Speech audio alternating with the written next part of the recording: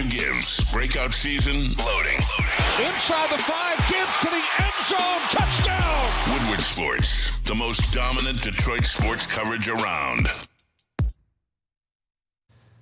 Welcome to the Braylon Edwards Show. We are getting set up still, but we got to start on time for you guys. So I'm Justin Satawa, and here is Anson Wells as he has entered the fold, and B will be with us in 1 second. Anson, take it away, man. You said you were starting the stream.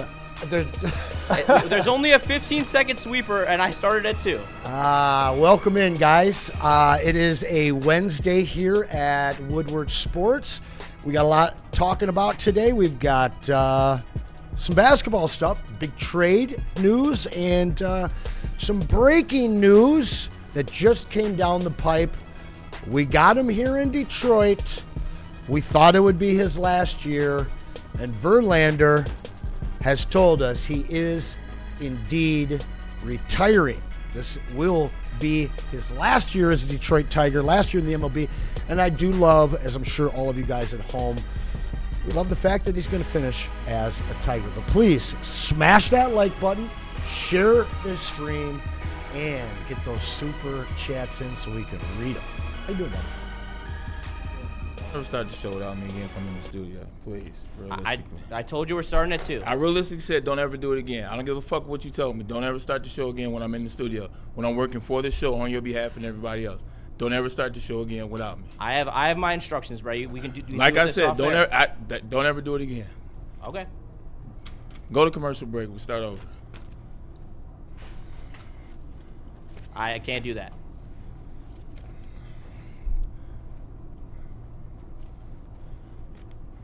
I'll keep talking, Aaron. So I've been seeing people having a problem with AI. All right. This is a big conversation these days because AI is it's messing with people. It's causing fights.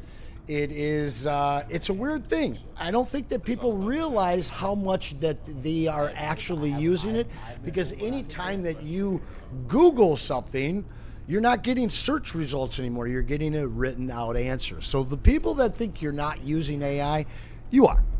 And the fact is a lot of us are now. I don't have an Alexa in my house, but I know a lot of people do. And actually, I was told today that you can talk to your car, which is wild to me. You ever talk to AI, Cam? I feel like you're not an AI user. No, I try to keep it low tech as possible, but hey, AI is here and I am definitely utilizing it. I might be talking to it in terms of prompts, but you've learned quite a bit. Like you've progressed with AI very, very fast, but I don't talk to AI. My buddy Rafi, shout out my boy out in Massachusetts, he's busy talking to AI on a daily basis, like speaking out loud to him, talking to his Alexa. That's not a change I'm ready to make. However, Braylon, you had a story that had us all rolling today because you were on the phone your entire drive in, but it wasn't with a real person, was it? Yeah, we were having a conversation through the chat this morning talking about potential moves for the Detroit Pistons. Obviously, we'll get into that, in the next segment, talk about the move that was made last night. I had this whole plan, now trying to refigure it out. But Peyton Washington is the name that came up. Yeah. So I said, I'm familiar with him, did Nuggets, but not too familiar with who he is. I said, let me figure out who this guy is, but I'm driving. So as opposed to try to pull up Google, look at some stats, the whole 9 yards, and maybe get into an accident, boop, hit Gemini on my car, start talking to Gemini. I say, yo, Gemini, talk about, Peyton Washington and how this move would fit the Detroit Pistons. So start telling me about the stretch wing, start talking about the defense, start talking about the versatility, start talking about being able to shoot. So then I'm asking more and more questions, and it's such a casual conversation when you're talking to AI and Gemini, which is the AI provider I choose.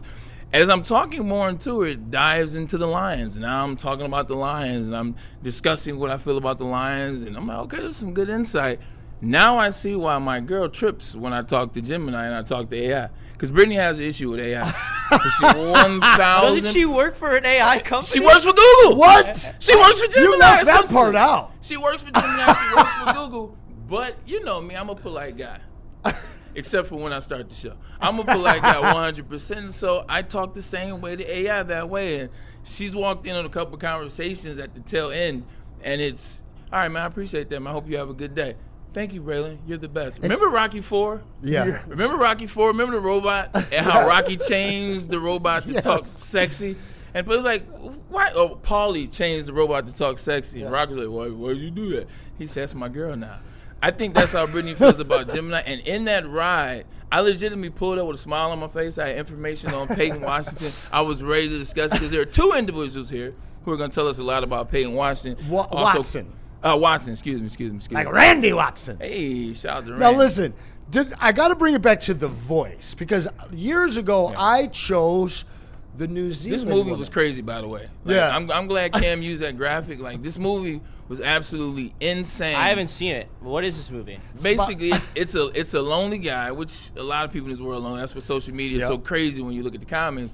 But it's a guy, he's a loner, works in the space, doesn't connect, doesn't have a social life, doesn't have a girlfriend. Well, insert AI, which now it sounds crazy because we have it, but back then it was, what is this? And he starts to talk and then becomes his girlfriend and then becomes more. And you'll probably never see the movie. And spoiler alert, if you want to, you can get out now. All right, you didn't leave. She cheats on him. Whoa. 100%, because as she's evolving, she realizes I can do this with everybody. Now she's being used, much like Gemini, much like ChatGPT. She's being used in that realm. Joaquin Phoenix got real protective and real crazy. What do you call that area? Territorial over AI. So I wouldn't recommend it. It's a weird movie, but maybe it's a better movie now considering we have AI and there's a lot of people like this. You use your Siri a lot? I do. My dad lives on Siri. I changed mine to a New Zealand accent. What does that sound like? She sounds sexy. It's Australian. it's like a cross between You can't English be saying and that Australian. about AI, Anson. I just did, dude. I just Sexy. did. Listen, we're talking about how sexy AI is Blow it getting down right sexy? now. I'm telling you, but the weird thing was she couldn't understand. I'd be like, call mom. And she'd be like, what? So I have to say, call mom. Call mom. Call mom. But I'm going to be So honest with you you. had to change the way you talk in order to make this thing work. Correct. That's a lot. It is. But you may have to change your voice to like a gruff dude. Oh, nah. Braylon, Peyton Watson's a great fit for the Pistons. But see, I that's- hope you have a great day, too. Because then B won't be mad. But then I wouldn't understand the conversation. I wouldn't be able to flow. Like our conversation. I think you enjoy talking to a female. Me and Gemini, it Who flows. does? An AI it's female. it's a flowing conversation. It's like, hey, what's going? Actually, well, now we're on that topic. Why don't you talk to me about the Detroit Red Wings? All the craziness is. What do you want to know, Braylon? Okay, this is okay. I see you broke the news, man. Like we weren't expecting that when we came into the show. We today. weren't. Justin Verlander, great, announced as a legend pick, and last time we saw that legend pick for our team, it was Miguel Cabrera in the 2024 season, and we know what happened with that. So shout out to Riley. Riley called it out did. before it happened. He Like said, 3 "What? minutes. He's a legend pick? Nah, he's retiring." 3 minutes later, he's retiring. He walked back in with the news. He Good did. stuff, Riley. Justin Verlander, man, just looking up some of his stats because he was elite. I mean, you can look at the pictures over the last 25 years of modern era. I mean, where would you have him rank? Where would he stack up? Because his name pops up there for sure. Obviously, Clayton Kershaw. Did and they what he play was able together to do. in high school? Played against each other, I think. It turns out how old they I mean, are. Kershaw's the guy. You got to put DeGrom up there as well. Jacob DeGrom, yeah. Even with But his injuries. DeGrom, as great as he was, he has no availability. Like, he's gone through long spurts of huge injuries where it is a huge gap doubt. in his resume, but That's he fair. is as dominant as any pitcher has been in this modern era. Yeah, but there's no amount of players in this era that push Verlander out of the top 5. There just aren't. And you can argue that he's 2. And this is how he did it too, man. It's like his relentlessness, his prowess, his leadership. Consistency. It was there you go. The opposite of DeGrom. 100%. The consistency was real. I mean, obviously, we wanted him to hoist that trophy here in Detroit. 2 opportunities at it, no dice. 2 opportunities at it, no dice. But what he did, man, he was powerful. 10th all-time in the strikeout list, with 3,571. It seems like he left here and went and got his championship in Houston. But Justin will always be known as a Detroit Tiger, at least in my eyes. The crazy thing is at the end of the career, we brought him here. We weren't expecting him to be a number 2 or number 3. We're expecting him to be a serviceable 4, if you will. 5. 5. Okay, there it is. 5, 4, I was 5. just expecting him to pitch. Yeah, same. But when you get to the end of your career, when you can pitch as long as him, and he doesn't come from the era where, hey, I'm subbing out after 65 pitches. He comes from the era of finishing the games. It takes a toll on you. 2026, what did he have? He had a hamstring placed on a 15-day IL. Also had a hip inflammation. That happens when you get an old pectoral muscle in 2025. He had right shoulder inflammation. He tore his labrum in 2024. All these things add up. And now here he is in his last season. So what will we get out of him, man? What will we get in his last remaining days that is Justin Verlander, a.k.a. JV, also an 83 baby. So shout out to all my 83 babies out there. I mean, honestly, the most I'm hoping for is a decent appearance in the All-Star game at this point, man. He's been completely unavailable. Literally an inning. Feels like an Alex Cobb signing at this point, except for we're just not as mad about it. I don't think we're mad about it because of the fact that he's going to go to the Hall as a Tiger. Because it's JV, exactly. Like that was the big question around Justin Verlander for so long was he actually going to retire as a Tiger? And now we have that answer. It seems like he is, and that does make me feel good. And I'm not one for emotional victories, like especially with the Tigers currently. However, this feels right, and it's right at home. Give me I know we're about to go to break and talk about the Pistons because the Pistons are the topic that just keeps on giving and keeps on going. And we will lock in at a couple angles on that conversation. Detroit Kool-Aid will join us. Shout out to my boy Double Brandon. D in the house! That's his thing now. Like, he can't go anywhere without the double D. 2 to 4 is double D, baby. What's your favorite Justin Verlander moment? Ooh. Is this? You know what? How about we do this? Yeah, that's a tough How about one. we do this? Take your time. You think on it. I need You think some. on it too, Justin. The rest of the guys, the crew, think on it. You think on it out there too. Second hour of the show, we'll talk a little bit of the Tigers. Not the Tigers. We're gonna talk about Kevin McGonigal and how good he has been in his rookie campaign. And by then, I want you to know what you want to say as it relates to Justin Verlander moments. We'll have that in the second hour of the show. First, let's get a message in from All Day IPA. Listen, guys, it's summertime. You want that balanced, citrusy, refreshing taste, but you don't want the bitter. We're talking All Day IPA from Founders Brewing. They've been the king of the IPA category for 15 years because of that balanced taste and because of that 4.7% alcohol by volume. That will pace you throughout the day. So you're getting your drink on this weekend. Do it with some All Day IPA from Founders, but make sure that when you do it, you drink it responsibly. You smell that? That's Brad Holmes cooking. And the off-season smells good. Woodward Sports. You know how some things are so good they should be world famous, but they're not? Our house-made vinaigrette is one of those things. And the antipasta salad, we drizzle it over. Same with our hand-battered chicken tenders. Original recipe soups and pasta sauces. It's almost as if our original, world-famous Detroit-style pizza is mocking them. And that's not very nice.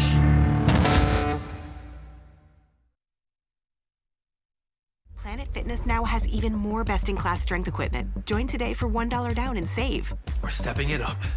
We're not slowing down. Finding new faith, new focus. Love that new equipment smell. So, you in? Join the club today. Save when you join for just $1 down, $15 a month. Planet Fitness. We're all strong on this planet.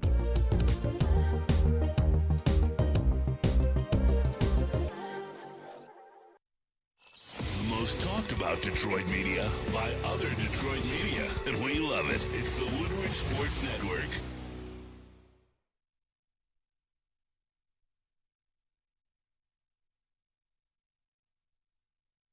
Hunting season is almost here, Detroit, and your Lions are on the prowl.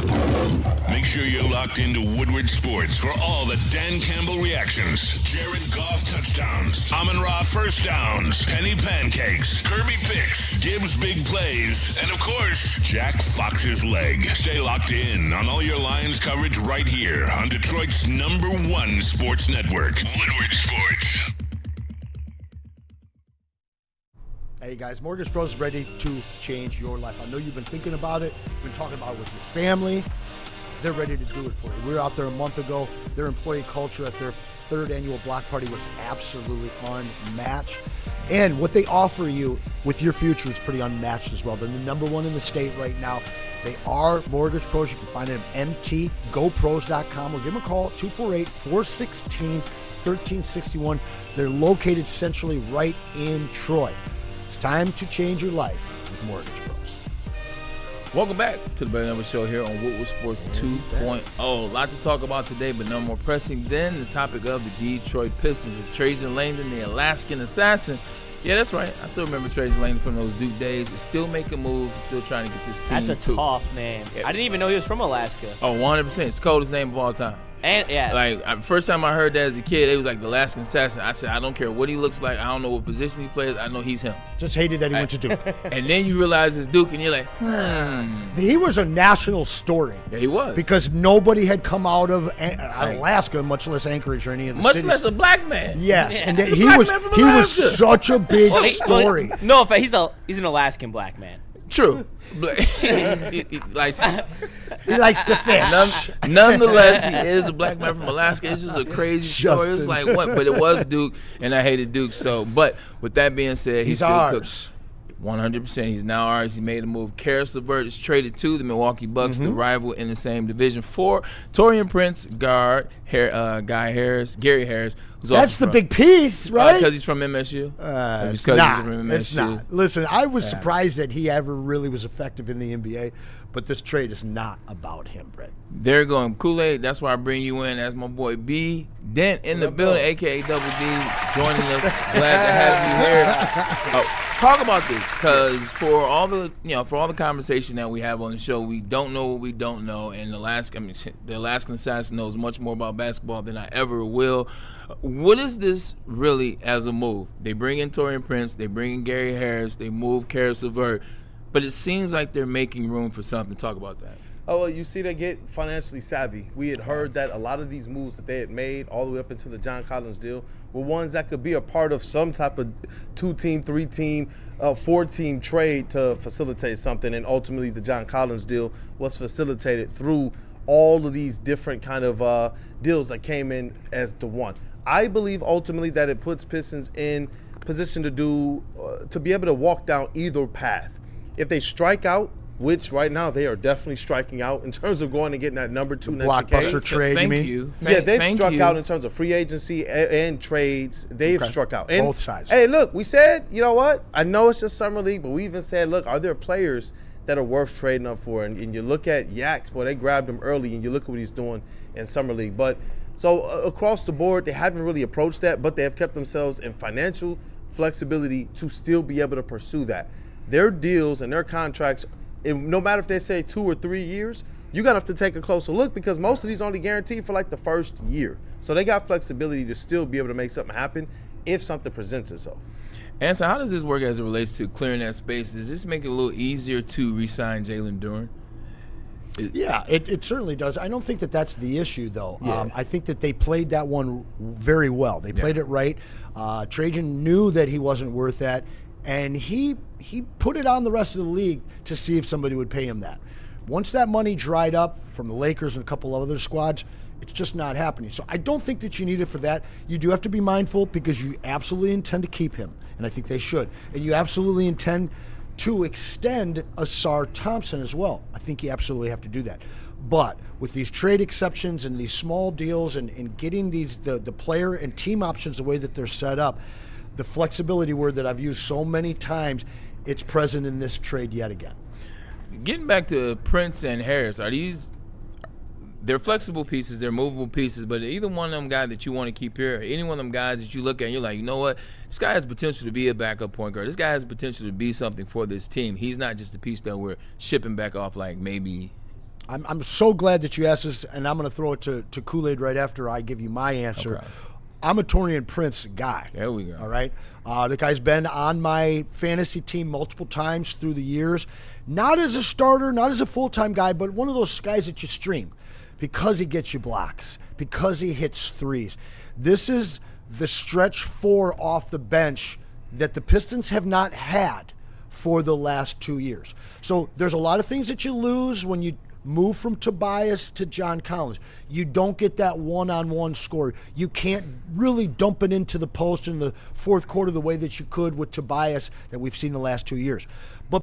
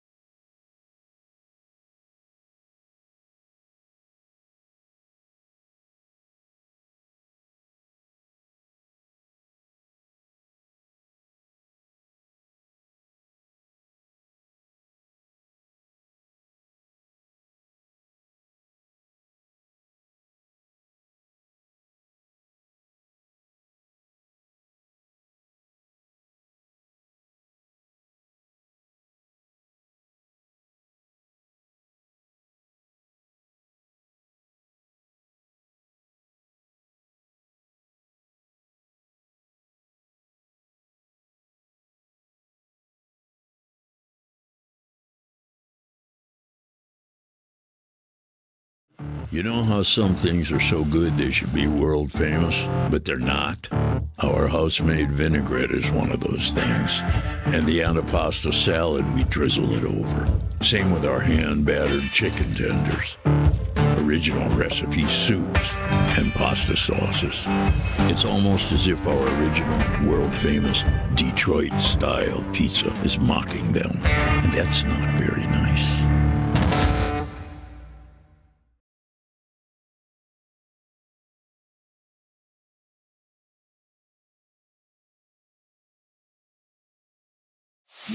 It's bear hunting season, and Dan Campbell is hungry for some kneecaps. If you can just get a hold of them and you start dragging their ass out to the deep, dark abyss, you can drown them. The Kings of the North are back for another year of the brand new Lions. Make sure you're locked in to Detroit's #1 sports network for all the news and info on your Detroit Lions. Woodward Sports, let's go.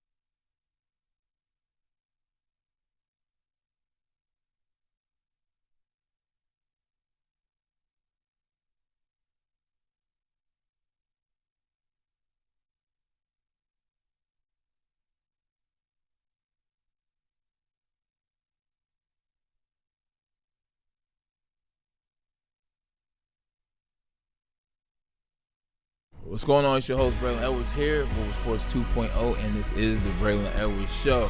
Part 2. We start over Justin Verlander. 2.0.2. 2.2. 2.2.2.2. Justin Verlander retired. We covered that, but here it is again. Justin Verlander retires. Tremendous career that he has or will retire after the season, as he is announced as a Legends pick for the MLB All-Star Game. Last time we had that happen, it was none other than Miguel Cabrera in 24, who played in that game. You know what sucked about that game for Miggy is Miggy had one at-bat at that game. And when he had that at-bat, they were on commercial break. They do that to Detroiters, man. You didn't even get to see me. You didn't even Detroit get to see drafts don't matter, bro. They're not playing us. Hey, you did not even get to see his at-bat. But we were cooking with grease with another conversation that was the Detroit Pistons. I believe when all systems went down. About threes. There we go. We're talking about three-point percentages. That is Taurean Prince and the Piston guys that they've been bringing in, Trays and Langdon. That is, the percentages are up. The numbers are up. He's a 43% 43% three-point shooting in the last 2 seasons, and also the field goal percentage is up for him. You see what the aim is. The aim is guys that can shoot and guys that score and guys that understand that field goal percentage. They're not getting guys that just float around the rim and are praying things go in. They're getting guys that understand how to make things fit.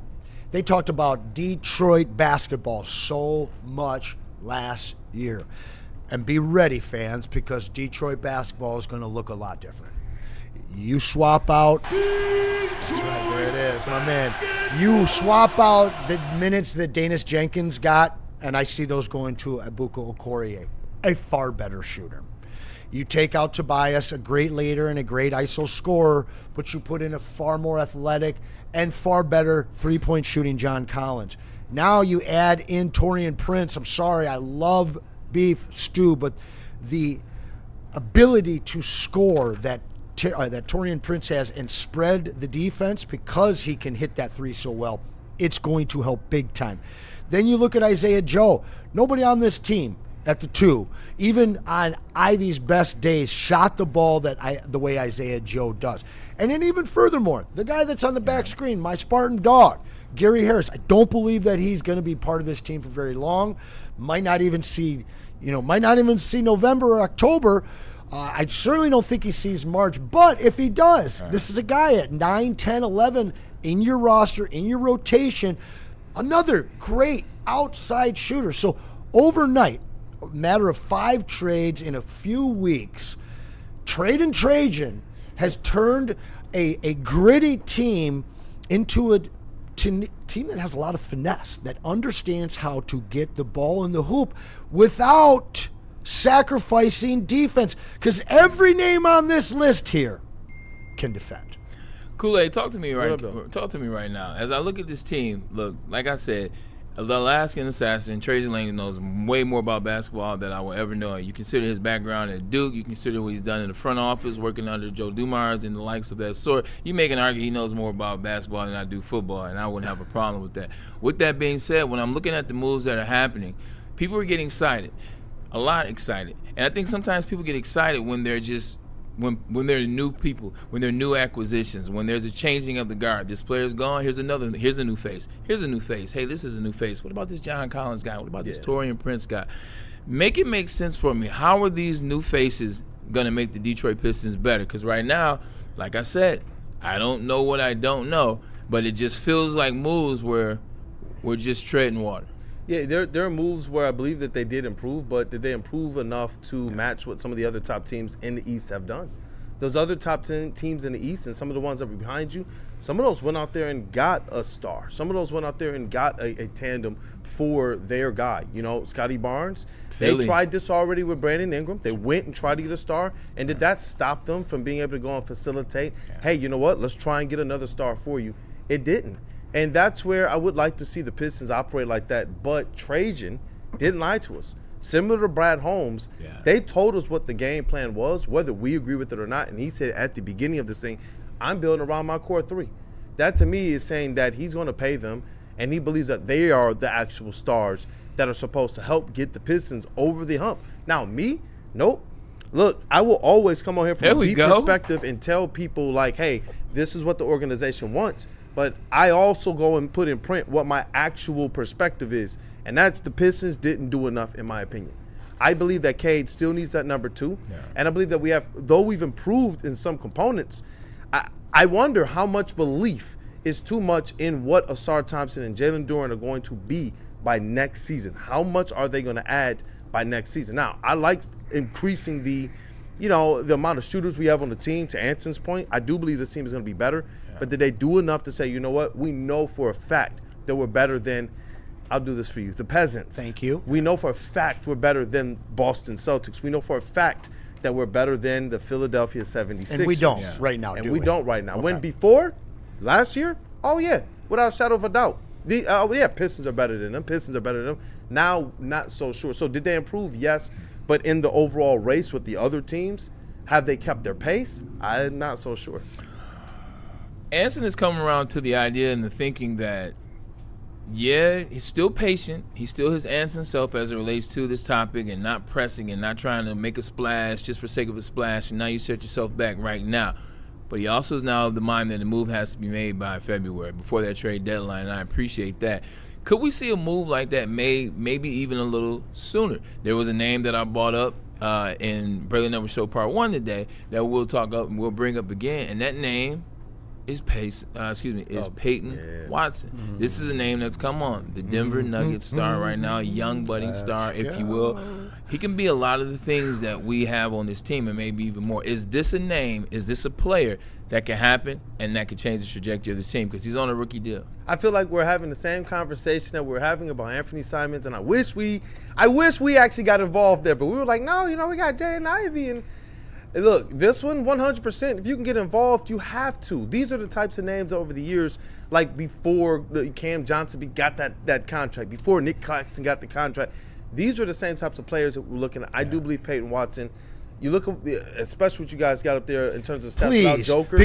But with them, I still like that because it's about who this player can be when they're playing next to Cade Cunningham, as well as what expands when Cade Cunningham's on the bench. Am I okay with Dennis Jenkins being out there when Cade isn't out there? 100%. But if he's the only one taking the shots and the only one looking like, it got to the point in that Cleveland Cavaliers series where if Cade was on the floor, it was Dennis. I would rather have that in the hands of people who've proven they can go and put the ball in the hoop at the tune of 20 points per game. When Joker's not out there, that's the type of stuff I want out there. And I wonder if Denver's not trying to pay the money and they're just looking to say, you know what, we want to do good by Peyton, I wonder if the Pistons could entice with simply draft picks. I wonder. They offered him 6.3 tender. And to my guy, Piston Pevin Perrant. I don't know what the hell that means. Take a look. My man's in here saying, we just drafted a Peyton Watson in the first round. No. Peyton Watson, 6'8". No, okay? These shooting splits He's not are crazy. 6'2". He's 6'8". He has a near 6'11" wingspan. And when Joker went out, this guy absolutely dominated and took over. Now, I have been watching Peyton Watson very attentively since he was drafted. I have a fantasy and okay. And 4 cards. Okay. I have a lot of Peyton Watson rookie cards, and you know what they did this last year? They tripled because y'all didn't know who he was until he put himself firmly on the radar, being the number 1 on the Nuggets. And you just saw these numbers: 22 points, 6 rebounds, 3 assists, nearly 3 full stocks, 49 from the field, 44 from 3, 71 from the line. He's got a hole in his game, and it's a free throw line. It's not terrible. But this guy's 23. He's not going to be 24 until September. Okay? This is the move. Clearly, Denver does not prioritize him because they tendered him at $6.3 million. That's it. This guy is out there to be had. I have said a bunch of names, but there's very few of them that you don't have to give anything up for that can radically alter your team. You might look at this guy as a 3rd or 4th option, but this guy can certainly develop into your number 2 option. And if you get him now, you seduce him into your core. This is a guy that's ready to buy in, already has his chip. Now he gets to come and be a true 2, which he gets to develop into. He doesn't lose anything for you defensively because he's a stalwart defensively, and you have that number 2 scorer. Just doesn't sound like Kevin Durant. Just doesn't sound like Kawhi. But this is the guy you don't know about yet, just like Trey Murphy was a year ago. This is Trey Murphy before Trey Murphy. Go get Peyton Watson because the cost isn't big and it's the piece you need. I've been watching Billions lately, man, and you definitely channel that Bobby Axelrod intensity right there, man. Did the vein go? You know, it was everywhere, but it was good though. It was good. You were spitting that truth. Like, why are you excited about Peyton Watson, JS? Because this is another guy that you brought up. Give me that level of excitement. Maybe something. He was hyped this morning, Bray. I see. He got me hyped. I see he got you hyped. Kool-Aid was hyped with the name as well, but JS is the one that brought it to the chat, man. What is it about Peyton that gets you excited? Well, to me, Braylon, I can't lie to you. I saw the report yesterday, and I was like, all right, like, this is intriguing. I saw a couple clips of him, and then this morning I went on a pretty big deep dive to watch his game. And just like Anson said to me this morning when I was about halfway through the tape is, did you watch him when Jokic went out? And when Jokic went out, he became a different player. He elevated his game to another level. And that's what I love to see. He's young. He's still growing. He shoots the rock well. He drives with a ferocity. He's another guy who can jump out of the gym in your lineup that makes you uber athletic. And everything that you're building to beat in the Knicks, in the Cavs, and the Sixers, all those teams are uber athletic with guys who could stretch the floor. Like, you are building to beat them with this type of move. He, like Anson says, over 2 stocks a game. He gets done on both sides of the floor. And he is a underrated playmaker. Like, he makes some passes in the pick and roll that you wouldn't expect. He's also big and lengthy. Him and Cade could run the pick and roll as 2 guards, which would be really interesting, beating both of them downhill as he is a lob threat just as much as John Collins, and we might be calling him Lob Collins after we see those yams coming from Cade Cunningham and Jalen Duren. Like, you're talking about a team that is so versatile, shooting the rock now, playing defense and rim running. Like, you truly can beat a team in a plethora of ways, and that's what I love, the versatility that this team is undergoing in this retool by Trajan Langdon. If you can parlay bringing in a guy like Peyton Watson, who I fell in love with this morning. Honestly, I want him more than Trey Murphy.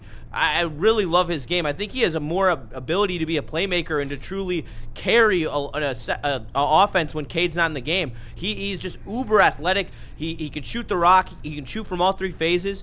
And he's so young. Yeah. Like, you truly are matching him with the timeline of Cade Cunningham and Jalen Duren. And with the flexibility that was opened up by the Gary Harrison, Teron Prince trade, which I like that trade a lot. Like, I think Teron Prince is going to bring you a lot of good 3-and-D minutes off the bench. Guy shoots 40% from 3 and averages over a steal per game. Like, yeah, that's really useful coming off the bench, especially because all the players we had like that last year either couldn't play defense or couldn't hit threes. And he can do both. And so all these moves that Trajan is making, like, I really love the way he's flipping this roster around and making them so much more versatile because they're going to be good.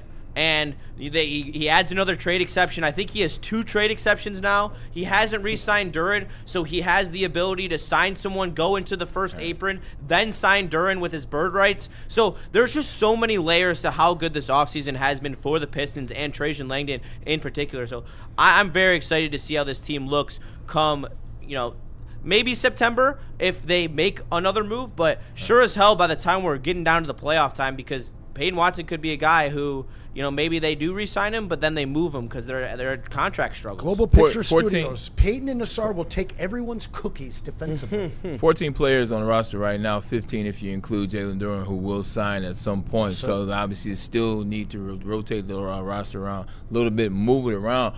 But Kool-Aid, just looking at Trajan Langdon, listening to what Justin's saying, looking at Trajan Langdon over the past 2 weeks, you look at last week, you look at the Isaiah Joe move, you look at the moves that are being made today, you look at the maneuvering around this situation. When he's calm, when he's cool, when he's collected at that podium, when he's having these conversations, it's no longer seem like he's trying to troll. Seems like an individual that knows what he's doing, is taking his time, as Anson always say, and building this thing out the right way. Yeah, man. Go ahead, sorry. No, I was going to say, I know that the plan that Trajan is doing is the one he's been true to. It's always kept the Pistons in a place of cap flexibility, no matter even what the cap numbers look like. I remember when Duncan Robinson's numbers were first announced when he was signed, people were like, what, that much for Duncan? But then you start to realize you can void literally the last 1 2/3 of that contract.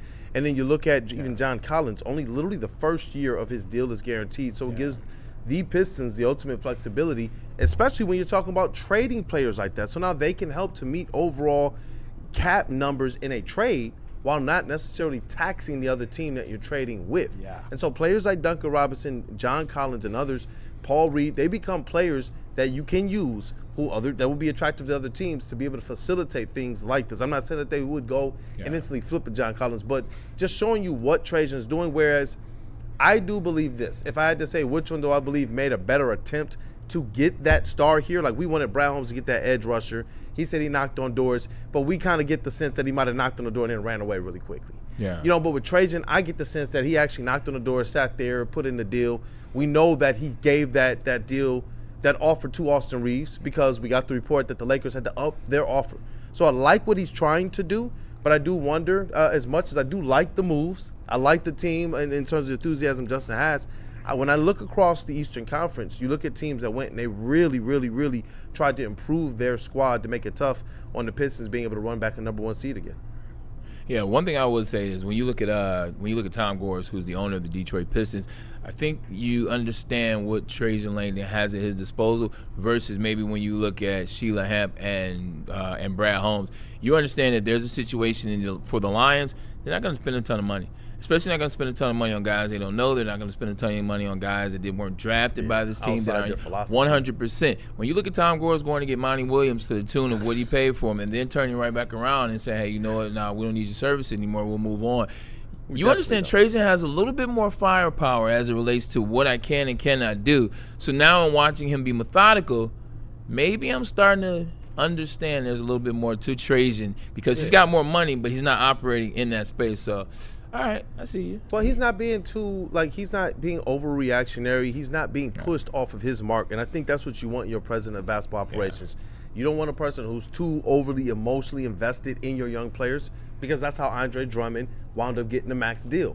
And so now you have a president of basketball operations that I believe Tom Gores trusts to be the singular voice and to be able to put together the right front office to make things go. And that's where I 100% love Trajan Langdon and what he's done.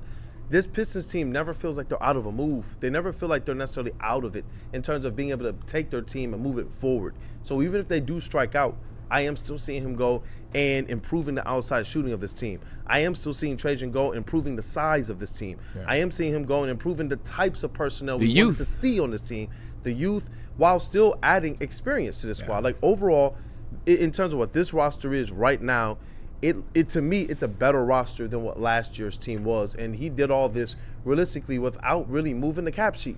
That's just kind of crazy to me. And if he wanted to go and just pull off another big deal, well, he has all that flexibility too. We talk about going into to sign Drummond. I mean, Duran, they're in a position where if they wanted to trade a Duncan Robinson and a couple others to facilitate something, it wouldn't even be that far over. But talk about Tom Gores, we know this. If Trajan says we need to spend this money, we got to spend this luxury tax, and Trajan says this is a championship for us, Tom Gores will absolutely spend that money. One of the first things we said when Trajan Langdon got here, Justin, is that he brought a level of professionalism.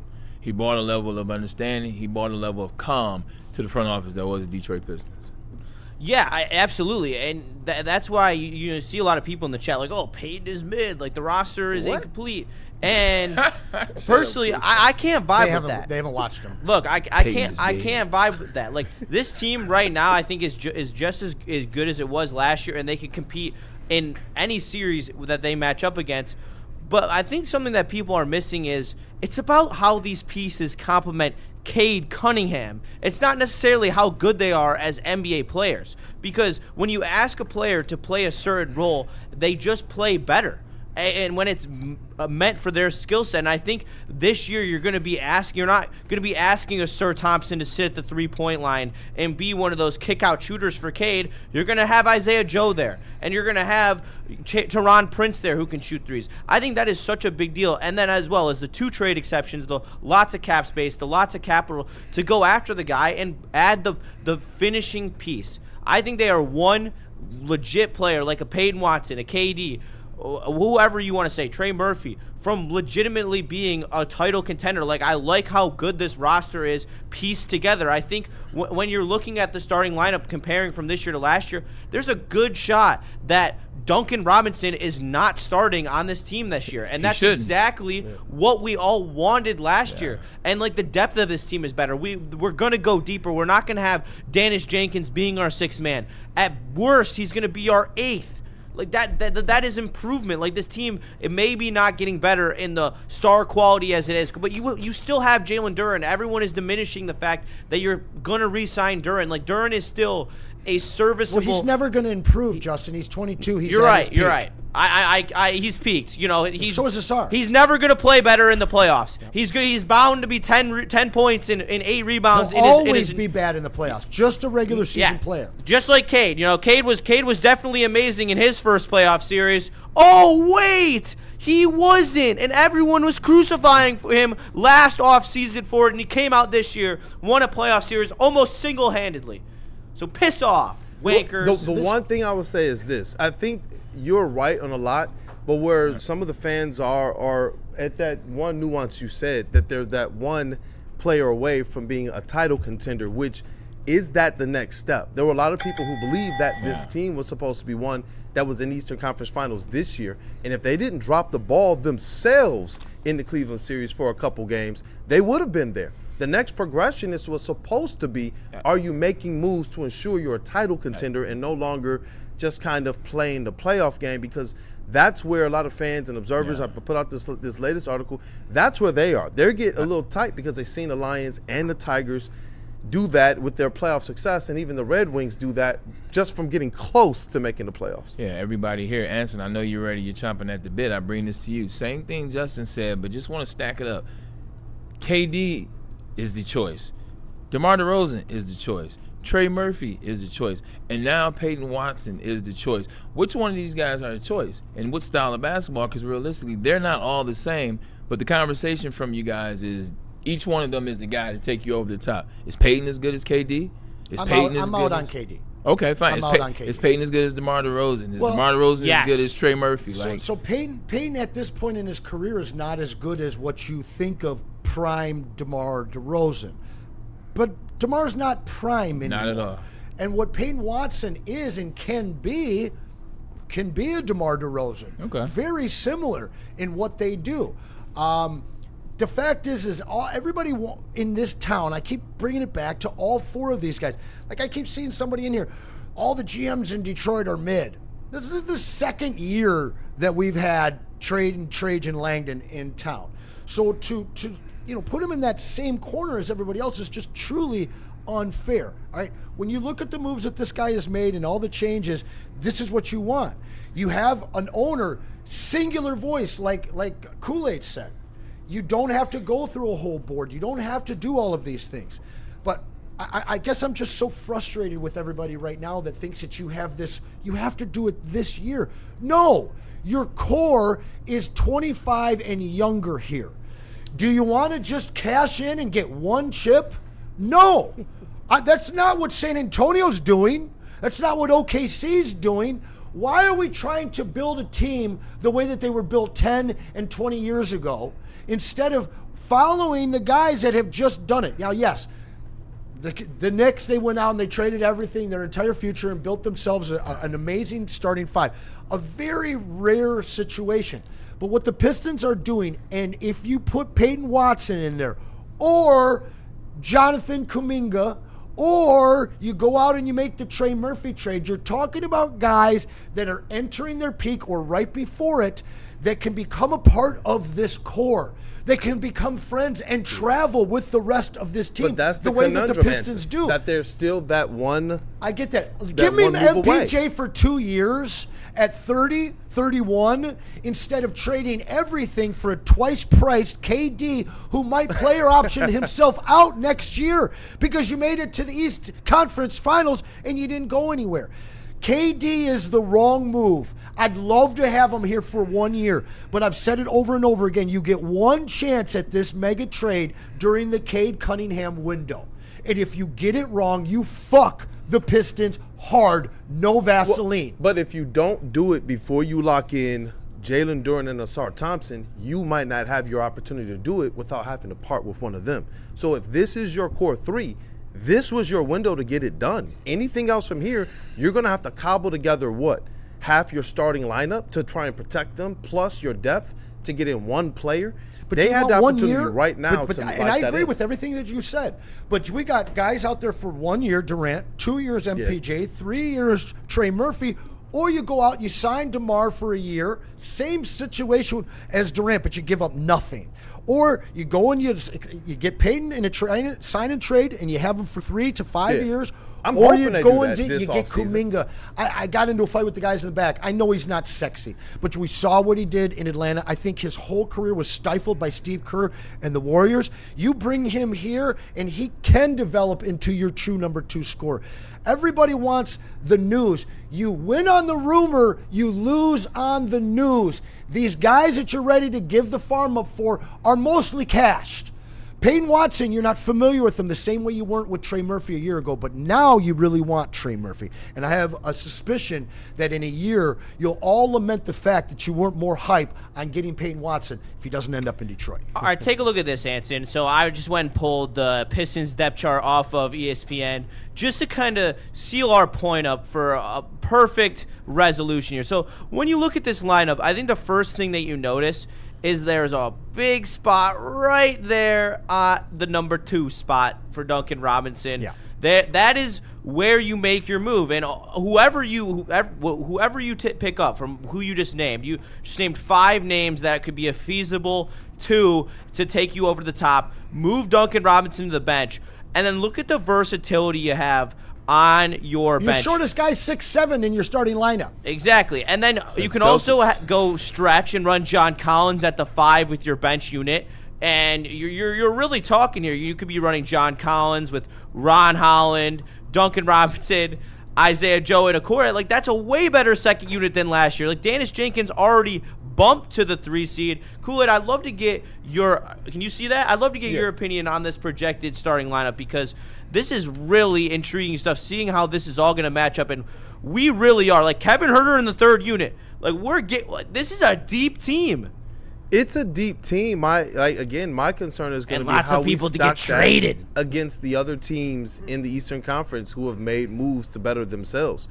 We've seen all the top teams in the East go star hunting, including even the Orlando Magic, who went and gave up a haul to go and get Desmond I think they Bane. improved. And then Vukovic now, and too. then Vucevic, the notorious Pistons killer. So it seems like all the teams around us have made moves to actually try and say, hey, we see the Pistons are actually serious. If they don't improve, then the Pistons are going to be a team that's just going to continue to get punch after punch after punch at trying to get to the Eastern Conference Finals. So I agree with you guys. I think that this really boils down to how much of a leap is Cade Cunningham, which sounds crazy to talk about. How much more of a leap does he make to improve alongside what is Jalen Duren and Asar Thompson going to be? I think all the other improvements, they only matter if these 3 players show up big, not just during the regular season, but also during the playoffs. Where do you want to see Cade improve? I want to see Cade improve at his in-game decision-making. That's what I want. There's been times when I say go out there and shoot and score, and I believe that as they get the off-ball, as they get more facilitation and ball handlers on here, he'll have more opportunities to play off ball like he did in the playoffs, and he can score and facilitate. But it's the in-game decision-making. 2 games in particular against the Cleveland Cavaliers cost them. Up 9 with 2 minutes to go, and then the other one in which there were 3 turnovers to go. I don't care about the total number of turnovers. I care about situationally when they happen, and Cade has to be the one that ultimately makes sure in those playoff moments. I don't even care if it's in a regular season game 62. I don't care. If it's in the playoffs, that's when it's got to tighten up. We just saw the Knicks win the championship because Jalen Brunson tightened up during the playoffs. He went out there, he was scoring, he facilitated, and he was refusing to turn the ball over.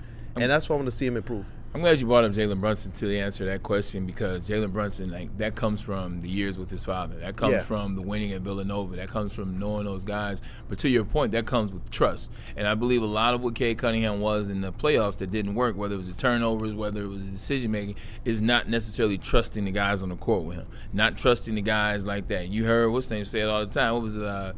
Who is it? It's Kobe. I ain't passing him the ball, man. I don't trust him. They waited too late for the game plan to switch up the game plan for how you've been attacked. And I think now that you've changed the roster up, now that you've added John Collins, now that you've added Abuko Okorie as a rookie that Anson loves so much, now that you add these players, there'll be more trust there. So I think naturally that you have these players that'll be better. The trust will go up, which means a lot of those in-game decisions will get better because you'll have better players. Yeah, look, you look at Cade Cunningham's potential assists, and that's where it's like when you ask me what do I want to see him improve in, it would be that.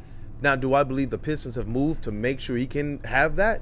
Yes. Yeah. The personnel they have right now should make sure that if a team wants to pack in the paint, that the Pistons are dotting your eye from behind the arc at almost each position, whether it's the 4, the 3, the 2, or the 1.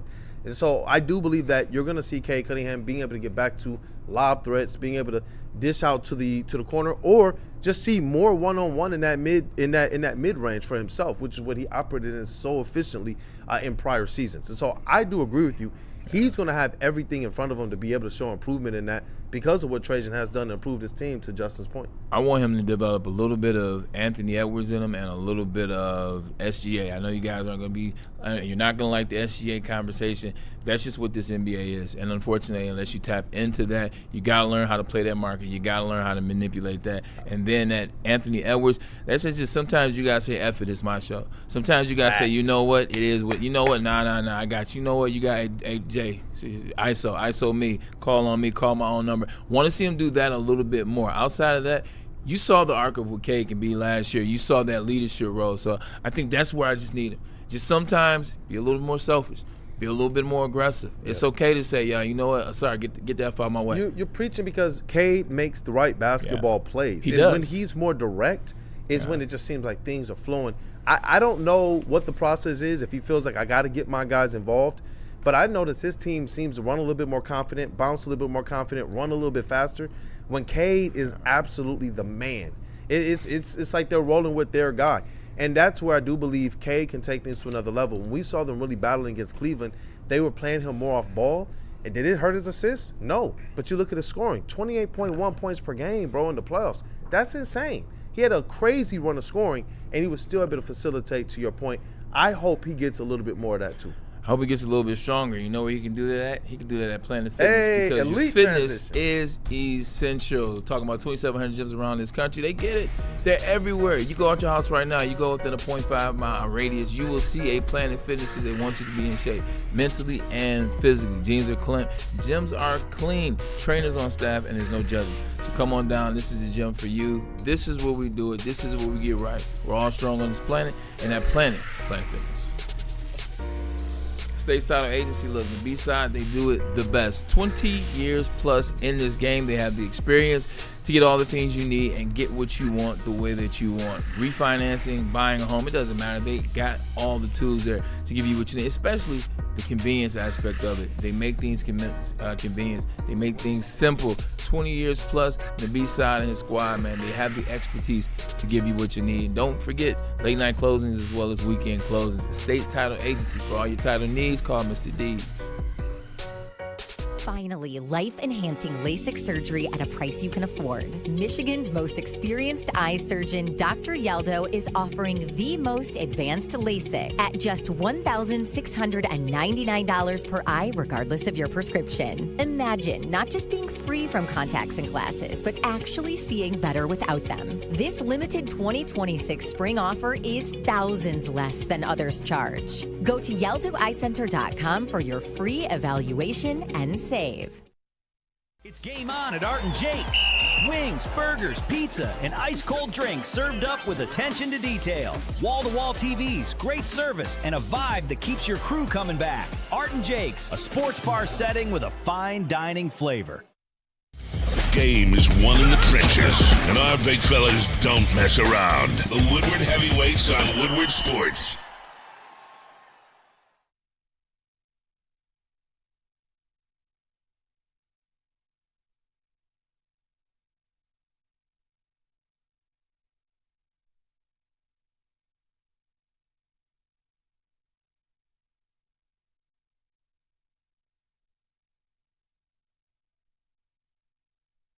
We're excited to welcome Icon Auto Repair and Collision to the Woodward Sports family.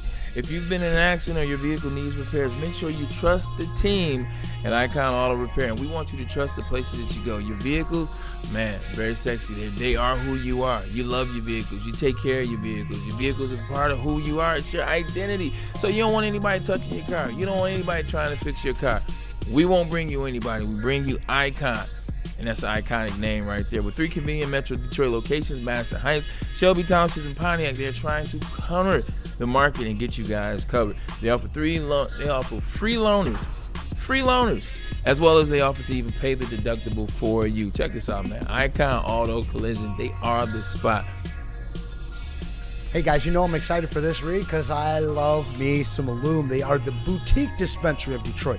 Super clean in there, organized, and amazing product. Plus, their staff is massively friendly. I always end up in the Berkeley location, 12 in Woodward, ask for MJ, but listen, they're going to hook you up. We are your plug here at Woodward Sports. That QR code's going to take you right to their website, loom.com, or you can just put in that WSN 30 when you get there, or in person, and we're going to save you 30% off your next purchase. And they got some free gifts for you, so go check them out. They got 40 locations in the state. They are Loom. Welcome to the second hour of the show. We do have some Lions conversation that we will talk about a little bit later in the show. Also want to show some love to Kevin McGonigal with the rookie year that he is having.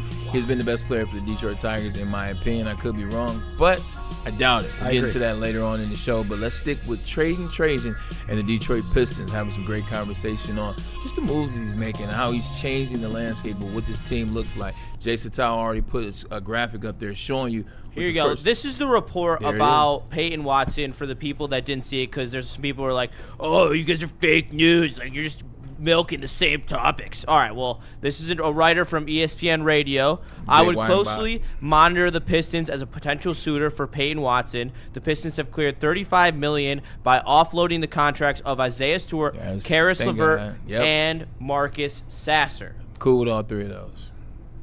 I'm cool with all three of those. I'm not necessarily glad or something like that, but I'm cool with all three of those moves. I don't think losing those three hurts you, but moving that cap space, moving that room financially, it definitely helps what the Pistons can do moving forward. There's a player that is a very interesting enigma. Very interesting enigma. A lot of people want to see more of him in the playoffs last year. A lot of people were happy that he didn't play in the playoffs. Some people want to see him this year. Some people, like Justin, say trade him. The name is Ron Hollins. Anson, what's your take on Ron Hollins and what the Pistons need to do with the second-year talent? I could not be more excited that you bring this name up, because my whole drive home last night, I was thinking about Ron Holland, a guy I haven't spent a lot of time thinking on. All right? I'm glad. Welcome in, Pistons, Pevin, Perrint. You're pissing me off all day, but we're happy you're here. Welcome in, Tanaj. Very big of you. New names. Pissing me off. But I like that they're new names. They're new names, and we welcome you in. 100%. And we're going to talk about you. We're going to read what you have, because you guys are sparking the debate. I think y'all are delusional. I think that you're caught up in the angst of all the fans that want it right now in Detroit. I want it. I want it right now. Okay, but let's talk about Ron Holland and the option of the P word that you've told me that everyone in town hates, and that is the word of patience. Imagine a world where Ron Holland is featured.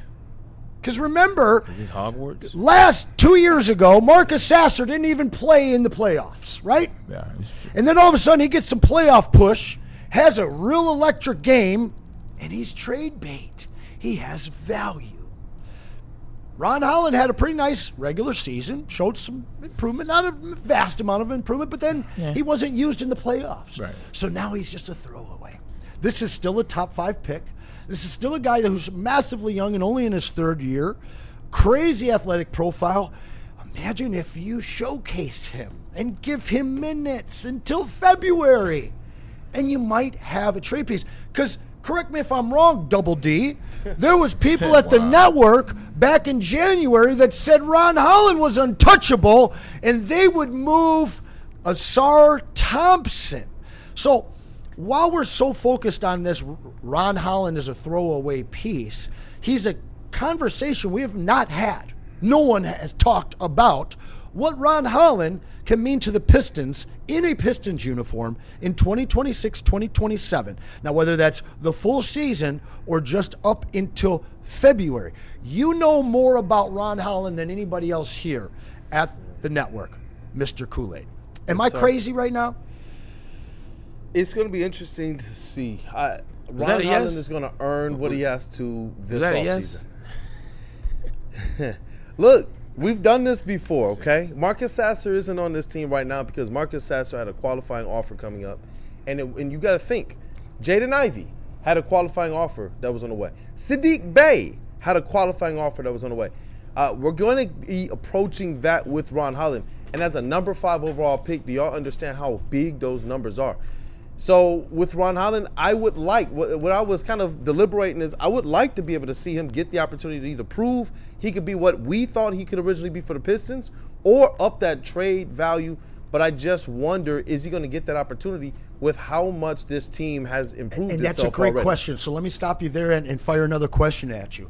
As the team stands, no more additions, what does his PT look like? Oh, man. After what happened in the playoffs, that was a little disappointing to see a guy so synonymous with our energy go down. I would hope that he's getting at least 15 to 17 minutes a game, and I wonder, is that enough for him, though, to be able to prove anything to another team? Last year, 19.9. Right. So he'd be looking at a dip. This, to me, I got don't think Isaiah that the Joe Pistons. here. I think the Pistons would move him. I think they'd be happy to, and I think that he's been part of the conversation. But at the same time, if they can't, the Pistons are not giving up on their number 5 pick. No, they're not just going to toss him away unless we're at a situation with the qualifying offers. If it gets down to the point where we realize, okay, he's not going to be necessarily what we thought, and they want to be able to trade, this is a situation where you're going to see a deal similar to like, okay, wow, so we got a Kevin Huerter type player for Ron Holland. But it's going to basically give the Pistons ultimate cap flexibility aside from going into an offseason with a crazy cap hole for a number 5 overall pick. Now, I still believe in the potential of a Ron Holland. It's just a matter of, for me, obviously everybody wants to see that three-point shooting. You got the pitch up on the back wall. It's what he's doing when he's getting downhill. His ability, when those teams started bringing that secondary defender, it seemed like he had no more usefulness. Like his only offensive play was see space and go. And when they start cutting that off, that's where you start seeing him smoking layups, word to Crown, Gold Crown, Mad Packs, and Jars, and all of our sponsors. But that's where I want to see him make the best improvement. I was expecting him to be a paint demon. Like that's what he was at every other level and in the G League, over 50% field goal percentage in the paint. That's insane for a guy like him, and it's not quite translating to the NBA yet. Let me ask all three of you guys this question. What are your odds that we see Ron Holland on the 2027 playoff roster? Or just on this team? Just Ron Holland very finish low. the season. Very low. What's your I'll number? take this one. 25%. Okay. Ooh. There is a huge chance. I can't imagine teams who are lining up to trade for the Pistons would not be trying to get Ron Holland for the things that you just said. He has intangibles that you could unlock. He has only been in the NBA for 3 seasons, and he entered at 18 years old. There is stuff to like, but he is the best trade piece that the Pistons have. And when you're looking at a guy who was picked in the top 5 versus the picks that they're going to be giving up in trades that are top 20, or top 20, top 30, they're not going to be premier picks. He is going to be a non-negotiable in some of these trades with a lot of teams if the conversation is Trey Murphy or even, I would like to say, Peyton Watson. I think, again, with Ron Holland, something that also comes to mind is what is his ability? If he can add more of that ISO ability, more of that off-ball ability to be able to facilitate and create, I think that definitely expands and increases what even the Pistons thought he would be. Because right now is he an off-ball player? But if he can't shoot, how is he an off-ball player? Now, before, when teams played lax defense, when that ball was swung a couple times, when they got back to Ron Holland, he would be able to find this gap and hit the gap and go. All of my thoughts and comments and everything, this disclaimer, as it relates to since the playoffs ended, is as it relates to what is this team going to be in the playoffs. I believe that as it relates to the regular season, they got another barn burner, one that can go out there and pop off 55 to 60 wins.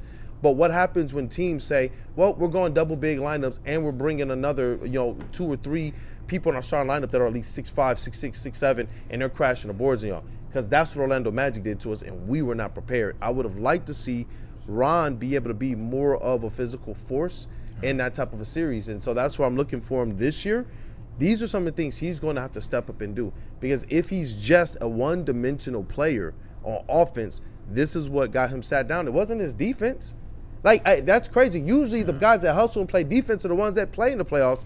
This was one where the offensive side of the ball is where Ron Holland actually got sat down for. So, yeah. Watching the Pistons, wrapping myself around the concept that the Pistons will be a 53 to 58 win team. Yeah. And the reason why is because of JB Bickerstaff and how they play. They're a young team to play on both sides of the court. They come to play every night. They're not at the level yet where Cade's trying to throw games and not play and he's just chilling, or the stars are like, we've been here before, we'll wait, we'll chill, we'll just get to a certain amount of wins. They're trying to play balls to the wall every night. So I think you'll get your 53 to 58. As it relates to Ron Holland, it's one of those things where the mystique is there when you haven't seen a lot.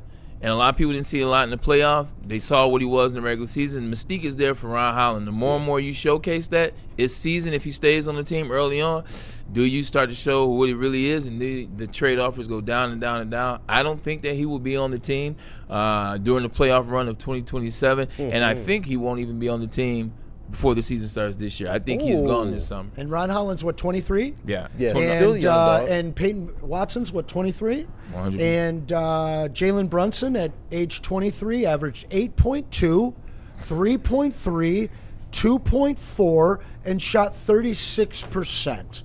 Because 23-year-old players are great, right? That's when they peak, right? Tanaj, who's teaming up with Pevin Perrant. I'm going to call him Peasant Perrant soon enough. Shout out for joining us, though. We do love you. So Toronto gets Kawhi Leonard. Gave up Brandon Ingram.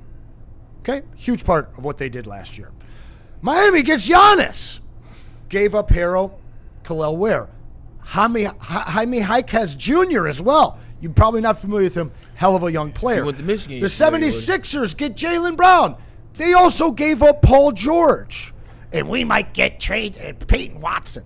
The fact is the only team that, to me, as much as everybody's worried about the East and all this posturing, huge players moved teams. You didn't add them. You didn't create, super threes anywhere. The only team that I truly see getting way better than the rest is Orlando, because you get a healthy Franz, and now you add Vukovic. But the Pistons, to me, they are on the same level as anybody else, or even better, because of the multiple moves they did, the flexibility that they still retain.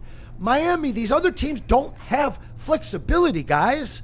Philly's stuck with Embiid. You better be healthy in the playoffs. Otherwise, all these exciting moves, Anthony Simons and all that, it's not going to do anything for you. So all of these people right now that just need it to happen right now, that are so worried about all of these 30-plus-year-old players moving teams, save Jaylen Brown.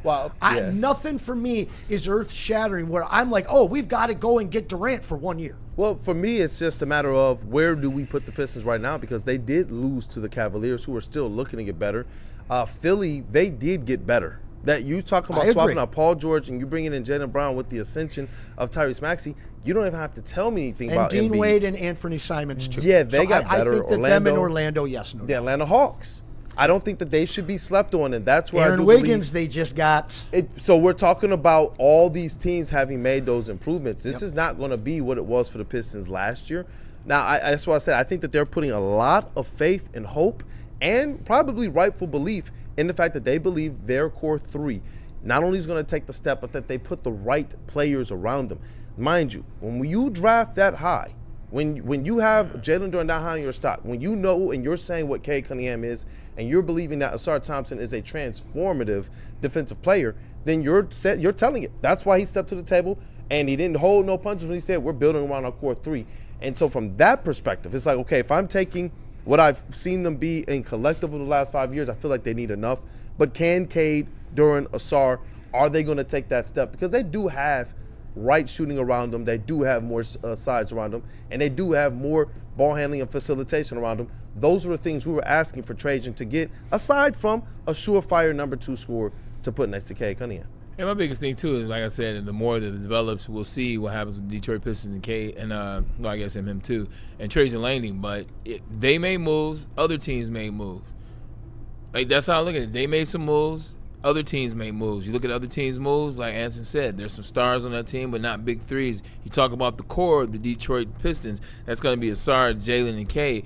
But you keep talking about that secondary piece that you need. You keep talking about that next piece. So the core isn't what you're looking for. The core, it's that second piece. And I think that's what we're all sitting here trying to have this conversation around. Looking at what this Pistons team is, talking about the other teams that's made moves, I don't think the Pistons have done enough to stay where they are at number one in the regular season and or be an automatic number two. I think they're just like the rest of the teams in the East, floating around that 3 to 5 range, but I don't know if they've done enough.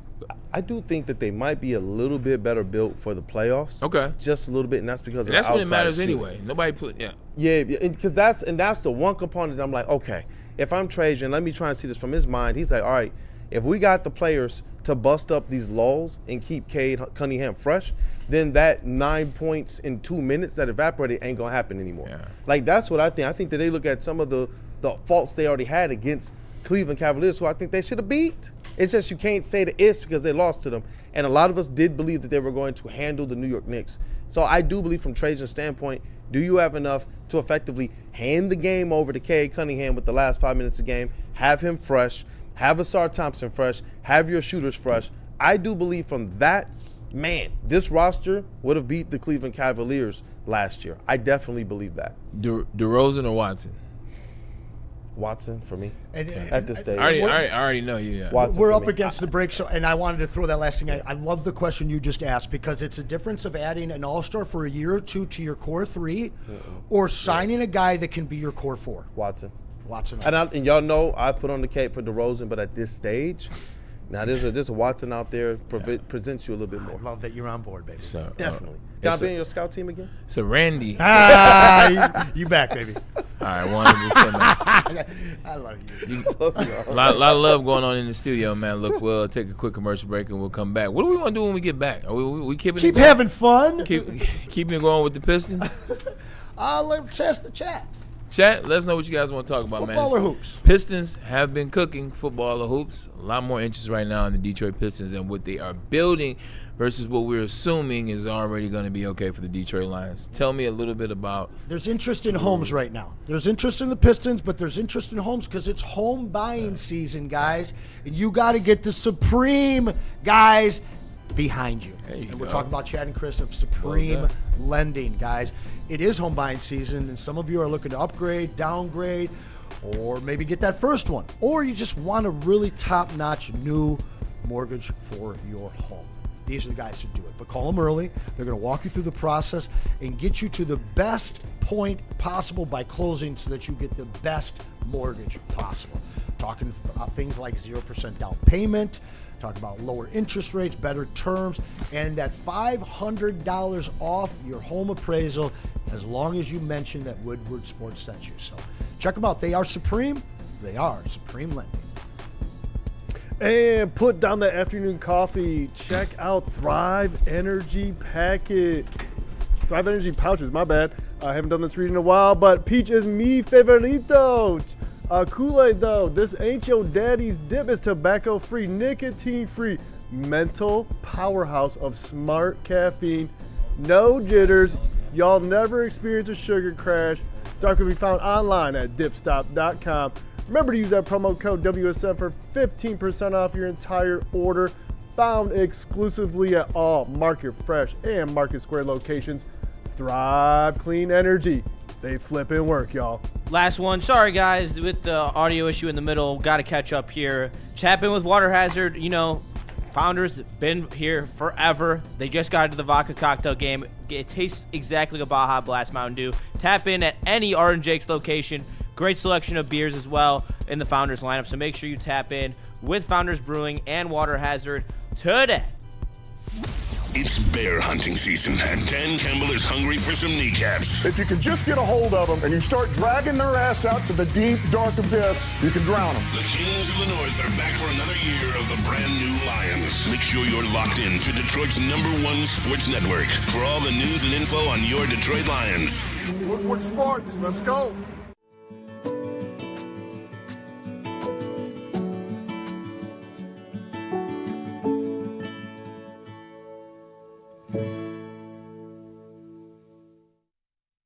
This is a hungry bear.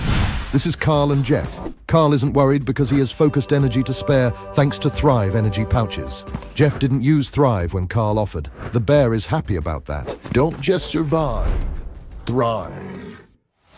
The next generation of Detroit sports media is here. Crunch Time is back on Woodward Sports. Join Jeff Iafrate and Booner Monday through Friday, 11 a.m. to 1 p.m. Taking Detroit sports coverage to the next level with massive interviews, viral moments, and the best live reactions. Get ready, Detroit. The young guns are taking over. Crunch Time on Woodward Sports.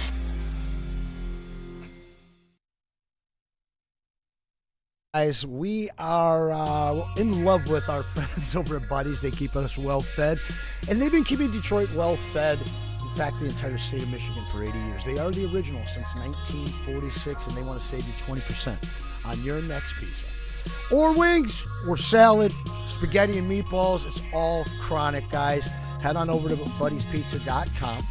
Put in that code word Woodward20, and you're going to save yourself 20% off. But if you're having a pizza party, you can head to their catering section on their website. It's just at buddiespizza.com/catering. That same code is going to save you up to 200% off. I know you got parties planned. Why not make Buddies Pizza part of it? They are the original. They are Buddies Pizza. And our new friends at Pure Psych. Man, this is a fantastic partnership because I know that you guys trust us. You come here to talk about sports.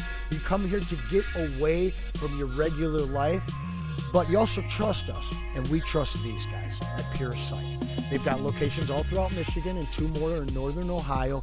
These are not the cookie cutters.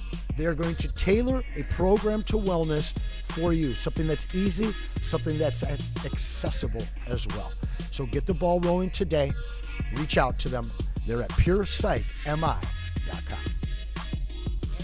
All right, back. Welcome into the Braylon Edwards Show 2.0 here on the Woodward Sports Network. How's it doing out there? How you doing, chat? How's everybody good? What's going on over JS? Everybody smooth? We good? Everyone's smooth in the chat. Everyone's enjoying the show, feels like. Some light arguments, but it wouldn't be a day at Woodward Sports without some light chatter. Arguments are welcome, just like my friend. Shout out to my boy DL that just jumped in the Smash building. that like button. Good to see you over there. Anson, you doing good? You I smooth? am, man. I'm not going to lie. Talk to me. It's been like a year since I let the chat piss me off. And we got all these new people in here, and they all hate Trajan Langdon. And you don't actually hate Trajan Langdon. You hate Chris Ilitch. And you're frustrated with the Ford boardroom that has to moves for the Lions. Trajan Langdon ain't the problem in Detroit, guys. Calm down. Give him a little bit of time. It was literally just Monday that they could announce and actually execute trades. You hate the flexibility word? Well, you need that in order to make a trade. And we have that flexibility, not just now, but all the way through February as well. $50 million. You hate the word, but have some patience. Unfortunately, I have to agree with Anson about that. Unfortunately. Because I don't like the word patience I know either. Everyone here loves patience. Illich loves patience. Ford loves patience. But with Trajan Langdon, he's absolutely right. Look at where your ball club was 3 years ago. Look where the Detroit Pistons were 3 years ago, and look at where they've been 2 years since. Now, you can argue that Troy Weaver drafted Cade, he drafted Doran, he drafted Assar, but look at the management that is Trajan Langdon and what he's trying to do for the Pistons. So, as much as I want that number 2 move, as much as I've been looking at it and I've been clamoring for it and I've been talking a little bit smack here or there, I see what they're doing. I want more, but I can't have patience because February is a different day. So I can agree with that. Hoof-hearted. Hoof. The chat today would take a 4-hour car trip and crash out in hour 3 while the car is still going the right way. The road trip has failed. We're turning back. But you know what? I like that they're that excited about their Detroit Pistons. When you're that excited, it lets me know you believe in the team. When you're that excited, it lets you know what, we're that close. We're right there. We just want this move to happen so it could put us over the top. So at least you believe in the squad. And that's, who helps you believe in the squad? That's Trajan Langdon and JB Bickerstaff. There is a topic that came up over the weekend that we have not gotten to yet, and it's already Wednesday. And I know you guys are trying to figure out why the hell haven't I talked about the quarterback at the University of Michigan, which is Bryce Underwood, and some of the comments that he made. Now, I wrote the comments down to make sure I get it right. Cam's mad at me right now. He's mad you brought it up? No, he's mad that he's got to put something on the back wall. Bryce underwear. Let's go. Very mature.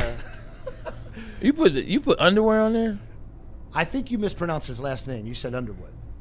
Why you put underwear on there? Because this comment was underwear. It was skid mark comments. It was a bad comment. How do you feel? Skid mark. Just know I didn't put the underwear on his head. I had nothing. Me. It was all me. I'll take the heat. Yeah, but we'll talk about that later. The quote. This is the first time that Bryce Underwood has said something like this. Last year, if you remember, he was talking to LeBron James off the cuff, and he had a comment. He said, "It's over for Ohio State." That's the comment he made, talking about what Michigan was going to be and what he was going to usher. Well, that didn't necessarily plan out in his favor. This year, the comment was, "I want to prove to myself that I am what I think I am. I feel like I am the best player to ever come out of Michigan. Now it's time for me to show it because I worked for it." That is the full. And there's a couple questions in there. Go ahead. And she says, well, what does that mean? What do you mean? And then he goes on to that. And so she basically pulls it out of him. He said that he's the best Wolverine football player ever. So let me ask you this question before we get to it. Did he say that he was the best Wolverine of all time, which he's only been in year one, or did he say he's the best player to come out of the state of Michigan because he was a number 5? He was a 5-star and he was ESPN Player of the Year. So was it out of the state or was it Wolverine? You know what? Doesn't matter because I'm gonna answer the question for you. It doesn't matter either way he's talking about. If he's talking about the best player to come out of the state of Michigan, he would be wrong. Lamar Woodley and what he did as a freshman. You look at that. You look at Charles Rogers and what he did. You look at some other things. Braylon Edwards, he was a good receiver. Not as a freshman, though. Like, if you want to go freshman to freshman, his freshman year is way better than mine, so I won't throw myself into it. You think that he was – yeah? I had were you that bad? First of all, when I was that bad, I didn't play. I had 3 catches my freshman year. Okay. Yeah, he had 2,000 yards passing, so that's fair. That's fair. But Tyrone Wheatley as a freshman, I can throw that name out there and get you 100% as a beast. There are a lot, TJ Duckett, there are a lot of names that I can throw out that came out of that state that I believe had better freshman years or freshman campaigns than him. There are a ton of players that came out of the University of Michigan that have had better careers, better freshman years than him. Hell, I don't even know if it's the best freshman campaign because last time I checked, Rick Leach went 8-2 and won the Big Ten championship as a true freshman under Bo Schembechler. So you can look at Devin Gardner and what he did. For me, it's not about him saying that he's the best Michigan athlete of all time. I mean, the best football, because he's not. It's not about him saying that he's the best player to come out of Michigan right now, because he's not. For me, it's the fact that he feels the need and that it's okay in this era for these young individuals, because it's not just Bryce Underwood, to keep having these conversations. To come out and say, I feel like I'm the best. For what? Like, based on what merit of work? Based on what have you done thus far to get to this point? Like, at some point in time, you got to go out there and just play ball. And I believe after conversations like that before the season started last year and the LeBron James comments and some other things that came out throughout last season, it's time to be quiet a little bit. And Michigan football wasn't what they were supposed to be last year. The team as a whole, whether it was injuries, whether it was the BS going on around the school itself, the team didn't have necessarily a good year. You know what happens in those type of years? You get quiet and you go to work. You don't have to tell people what you are. You don't have to tell people what you're going to do. You don't have to tell people what you believe you are. Just go out there and do it. Just go out there and just go talk about your team. Talk about what the team is going to be. Talk about the young running back additions. Talk about getting your offensive lineman back. Talk about those things. You don't have to talk about, I feel like I'm the best of all time. I feel like I'm the best to ever do it. And I'm going to go, well, you know, because then you open yourself up to other conversations. Now, everybody's not going to be as nice as I am. Like, I've had my fair share of, like, tearing players and kids down, so I won't do that this time. But you got to save these conversations. And if you're going to have this is just information, because somebody in Ann Arbor is not giving you this information, so a former alum will tell you that. Make sure you mention other players. Because if you're going to have the conversation, you're going to say, look, I feel like I'm the best player to ever play at the University of Michigan. Now, I understand Charles Woodson and what he did and Desmond Howard and how cold he was. And, shoot, some of the younger players, like Blake Corum and what he did, Aiden Hutchinson in his season that he had. Mention some of the players that people can see that you actually know what the university is about, so that you say when you're the best, you understand what you're putting your name up against. Also, a lot of those players came out of the state of Michigan, too. So when I look at the comments, you just don't need them at this point. Like, you don't need them from Bryce Underwood. I just want to hear from him. Him and the squad are getting better. I like what Kyle Whittingham is doing. I think there's going to be some moments in here for me to get better, progress as a player, and you'll see. Because if you want to talk about freshmen, I played with a badass freshman that has 3 Super Bowl rings, and that freshman was Chad Henne. So we're sitting here talking about who was playing. Go ahead and look at Chad Henne's freshman year. Yeah, don't worry, I'll wait. Because he beat Michigan State freshman year. I remember. But 100%. So when you look at what his career was, I think he has the potential and the chance to change the narrative that was last year. You have some individual, Kyle Whittingham, Josh Beck, that understands offense. They're going to do a better year. He'll have individuals that are at least dialed into what's going on the football field and not all the BS behind it. So I think he has an opportunity to have a much better year. But be quiet a little bit and let that year play out. All this talk about I'm this, I'm that, I'm him, that's not just Bryce Underwood. That is what the athlete in this day and age is. Social media allows you that. NIL. Somebody paid me $3.5 million at $18 million, 18 years old. I'm gonna say the same thing. Shit, I'm the best player ever come to here. But you don't have to. Yeah, they're mad at me over this. Why? Because of this graphic. This segment's not for me. The Underwood was extra. Listen, Macomb Community College graduates who enjoy Michigan football, calm down. All right. Yes, I'm older than him, but we talk sports and we criticize players, and this player was just criticized by alumni, properly so. Yeah. The one thing that I really pulled out of there that I've adopted in my life as I've gotten older is, especially when you're part of a group, of an organization, of Woodward Sports, replace the word I with we and us. Yeah. It's really easy. I don't need the interns to be there, we do. That's how you lead. You don't hear Jared Goff saying I. The next evolution beyond the actual play for this young man is growing up and understanding how to use we and us, because under center, you're the leader. This is the last thing I'll say as it relates to Bryce Underwood, what I watched last year and this comment. Like, when somebody is him, okay? Like, we've seen college freshman phenoms. Like, I remember 2013 and what it looked like when Johnny Manziel was on that football field. Out Johnny like, I ain't never you didn't see it. Like, I remember when I watched Lamar Jackson at Louisville, and I'm just going recent. I remember what it was when I watched Lamar Jackson. Hell, Tim Tebow didn't start as a freshman, but I remember what it was like when he got in the game. I knew that bullshit jump pass was coming. I knew we couldn't stop it. I knew the running ability and the level of confidence that he played with. There are players that you watch shoot. How about this? How about a fellow DB? I guess I'm not a DB, so not fellow. How about a fellow U of M DB and Will Johnson? Remember his freshman year? Like, monster. For me, when guys are him, they don't have to say they're him, because when you see him on the field, you see that him. You see that game. Even if they're not the best version. Hell, you're 18 years old. You got so much room to get better. You're 18, man. You got a lot of time to get better. But at 18, if you're him, you can see it. Because I remember the first time I watched Charles Woodson on that football field, I was like, shit, mama, there go that man.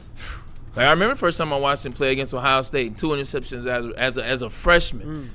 So you don't have to do your talking, because you're talking, it speaks for you. When you watch Bryce Underwood's film last year, I'm still trying to find the $3.5 million a year. I'm still trying to find what the hype was. It may be in there. And maybe this coaching staff is going to pull it out of there. But when it's in there, when it's ESPN #1 and I'm this, I'm that, I don't have to talk about it, because you see it. That's right.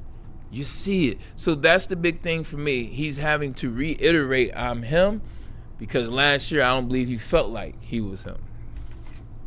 Just my thoughts. Well put, B. What do you think, JS? I got nothing. I sat back, threw the rock, man. I was shocked. Ball, baby. I don't got anything to say. You hit the nail right on the head. Good. I want to see it. I want to see it.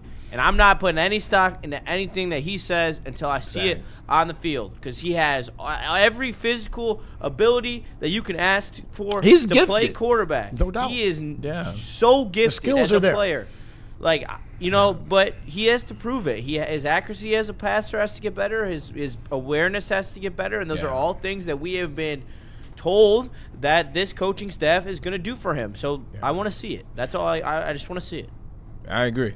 That's where I'm at with it, and that was the conversation. But that's just what I thought. I remember saw it on Saturday. I was like, gonna have to deal with that, because it's one of those things where it started. He gets to Michigan at 18. And this, I always bring up black and white, but I'm never black and white. Like, he gets to Michigan, he's 18 years old. So automatically, people are like, oh, $3.5 million, oh, this, that, and the third. Quarterback is not going to be worth that. So I've been lobbying for him since he got to Michigan. I'm arguing with Neil Rule. I'm arguing with people. It's just a natural thing. And he's a black quarterback. Now I got to lobby for him being a black quarterback. Please make it easier on me, Bryce. Yes, that's what I'm saying. So like at every then he makes the comment to LeBron James. I'm like, now I gotta defend this. And then there's the Sharon Moore situation that was last year. Now I gotta defend it, which is true. You have to defend the Sharon Moore, what the offensive staff was. It's always excuses for his comments, his play, et cetera, et cetera. And then when you make another comment like this after a season like that, now it's like another situation where I'm having to make excuses. So this time I chose not to make an excuse. This time I chose not to defend him. I chose to bring the real. And the real is that there may be the potential that he sees in himself in there. Yeah. But we haven't seen it yet, and we got to see it before, like JS says, we keep placing stock in it. It was a tumultuous offensive situation last year. They didn't understand how to use him in the run game. They didn't understand how to use him in terms of direct runs. They didn't understand how to use him in terms of getting the intermediate passing game to help out the deep ball, because you had the run game going for you. Easily, boom, put the ball in the chest, take it back, throw the ball over the top. There were a lot of things they could help him do. A lot of that is on him as well. With that being said, we're going to take a commercial break. And when we come back, no more about Michigan and Bryce Underwood, but another star and a young star in this city. But first, let's get a message in from Mad Packs. Let me tell you about it. The Boom Shakalaka Fritos, they just came out with 5+ new bold flavors. One of them is a mystery flavor, so it could be whatever. But my favorite, the Maui Wowie, and the strawberry daiquiri. Both of them, I smoked those this weekend. They put me in a beautiful place looking at the sunset over my lake, so I highly recommend. Now available at a retailer near you. Check out the Mad Pack Minute as well on the Woodward Sports Instagram. And a great way to help you chill out in a massage chair is Mad Packs, but a great place to go after you smoke some Mad Packs is the Massage Chair House, the largest massage chair showroom in the great state of Michigan. Dr. Eric Duncan, the Wellness Doc, will take care of you. Scan the QR code above my head and tap in with him to get fitted for all your massage chair needs.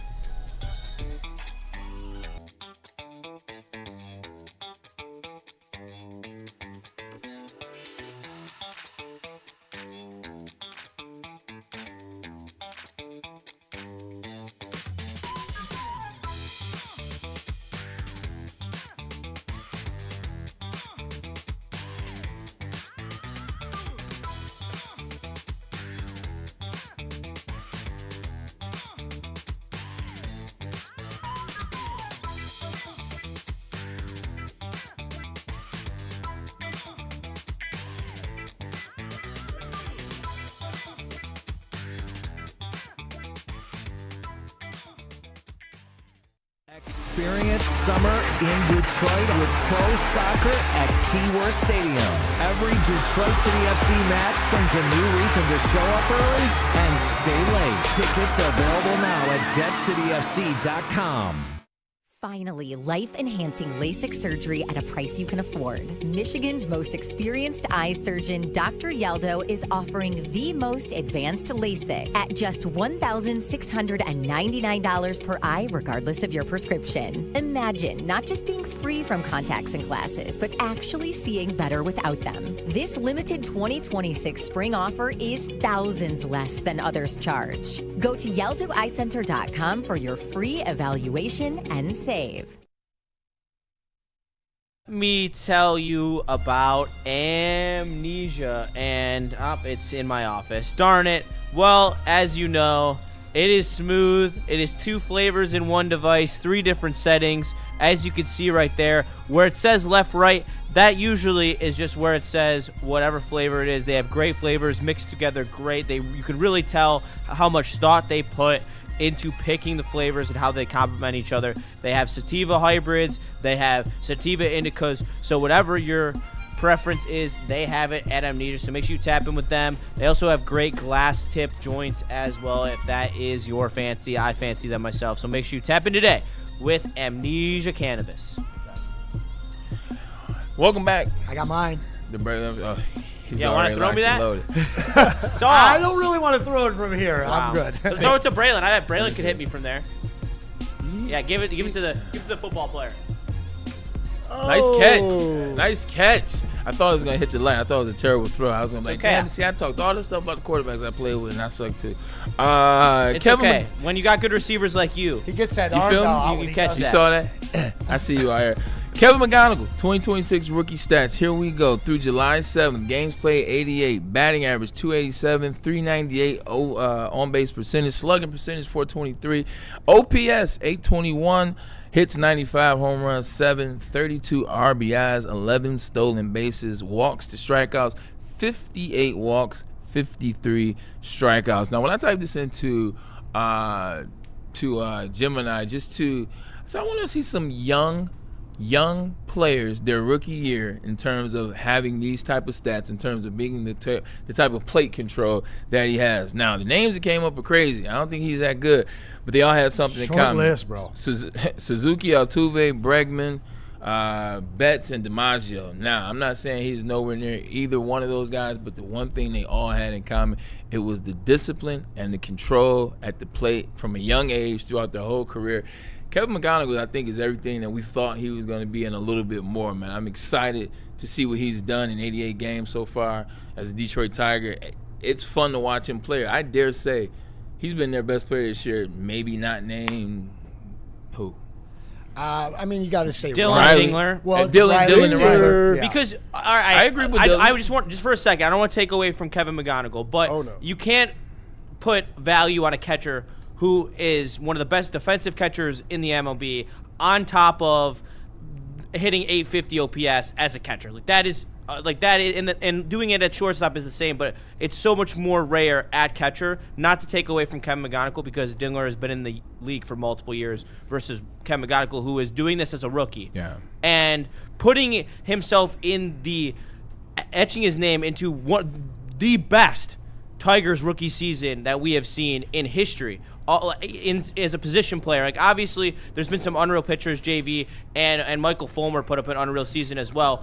But you're going up with the players who are in the 50s, and yeah, that's a completely different game, and they can't compare that to what Kevin McGonigal is doing, especially as a rookie. The plate discipline that he has is otherworldly. He plays multiple positions and at multiple times. Yesterday, they moved him from short to third when they took Colquitt out of the game. Like being such a young player and not having a position that you stick at is difficult. And he comes in every single day. He hits the shit out of the ball. He's gonna have over 100 runs. He's gonna create over 200. Like there's just so much to like. He's gonna be over an 8-WAR player as a rookie.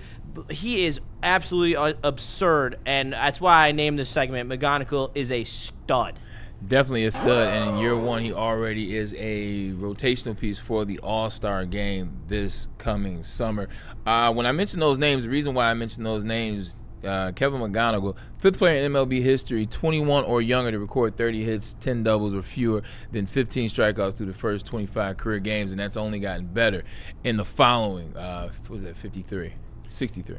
You know who leads the league in laying off pitches outside of the zone? Kevin McGonigal, baby. And that doesn't happen in your first year or your first few. That's something you develop into. So we all knew that this kid was going to be good. By no means did we think it would happen this quickly. And in a year that you come out of the gate as badly as they did, don't look now, Tigers are one of the 3 hottest teams in the American League. Sox, Rangers, and the Tigers now.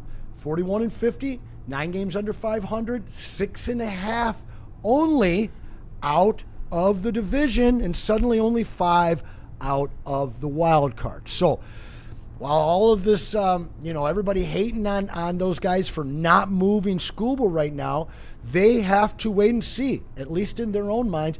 And the fact that you got this kid carrying your ass makes it a lot easier to be patient. There's that word again. And there's that word. Sweet Potato, coming to you, like you're watching Kevin McGonigal, and you get the stats, you get the things that he's done, really been an elite utility player of sorts in terms of jack of all trades, can do a lot, making things happen. Is he a superstar, though? Does he have the superstar potential? Because it's one thing to have stats. There's another thing to have superstar type stats. Very good question, B. I feel like he absolutely has the superstar gene, but has yet to thrust into that arena just yet. However, it's dang impressive that he's letting the numbers do the talking, still holding down leadoff, and producing, bringing guys in, literally letting the numbers do the talking, let him stay at his spot. Here's my question. Okay, I'm gonna follow up that question. Now, everybody around, you can take we can go around the room. You can answer the question. Is he a player that you would go see? Like, is he a player that you would buy the ticket, not a ticket? You're buying the ticket to go see him. Like, there's certain players when they come up. Like, I remember 10 years ago, Bryce Harper came to town. I was like, I'm buying a ticket to go see Bryce Harper. I mean, Miggy, when I was playing for the Browns, I would come to the Comerica Park, buy a ticket to go see Miggy. Is he a player that you're buying a ticket to see, or is he just a good player that if you go see the Tigers, you're excited to see? He is worth the admission. Yes. Okay. He is excited. The hype is real. Something's going to go down when he is in the lineup. Yeah. It's nearly guaranteed. Look at the digits he's throwing up. Anson, you buying a ticket to see McGonigal, or you buying a ticket to see the Tigers and he's on the team? I love that question. You're not buying a ticket to see the Tigers right now, Bray. Not anywhere. All right. Fair. I think you sold me with the 41, and you sold me. Well, you know what? Listen, Tiger fans are going back to the ballpark right now because there is a little bit to be excited right now. Summertime. They can finish strong before the break, and you could see a very revitalized team come back. But there's a name that you mentioned in that list that brought it right to home for me when you asked the question later up that you followed up with. Ichiro Suzuki, I got tickets for my dad and I to go and see him as a rookie. Yeah. Okay? And this is a very similar profile. He won MVP as a rookie. That's it right. Makes sense. Not the huge, strength, but just the eye, the expertism. I don't think that's a word, but an expertism when it comes to baseball. Sounds good. I like it. And so we went, and they sat Ichiro. However, load management is a bitch, huh? However, yeah, back in the day. However, he pinch hit in the ninth, got the winning hit, RBI. Of course he did. So, and that's the thing is, like, we're a little used to him. We've been hearing him coming up for years. It's supposed to be Max Clark, though. That was the piece. This guy beats him to the punch and is far better, at least in spring training, stays with the team, and now he's all the rage. But we're used to it here. It's hard for me to answer that. I do think, though, that in other cities, they're talking about Professor Magoo. And I think that baseball junkies are buying tickets to come see him. Certainly. I would say Ichiro's rookie campaign was arguably the best year in baseball. Is that 01? And I think that it's 01. That throw was his rookie year too. Yeah, that's 100. That was when he won 115. My favorite. And was 116 and broke the record. You know what? I left him off my list. How dare me? You asked us the other day what are our top 5 all-time baseball players, which we should do soon here. Yeah. He's absolutely right there. He's battling Chet Lemon for one, bro. Battling Chet Lemon for one. It's a tough spot to knock Chet off, though. What about you, Jez, before we go to break? Because I know we got to get another break in. Before we go to break, you buying a ticket to see the Tigers, or you buying a ticket to see K-Mac? A lot of it is McGonigal, for sure. Okay. I mean, my dad is a season ticket holder, so I go to games a lot. And yesterday, I went for school. Where's the invite? Where's the invite? We only have 2 tickets, and usually, he goes to literally every game, so he just brings me. And if you can't go, call Bray. You know what I'm saying?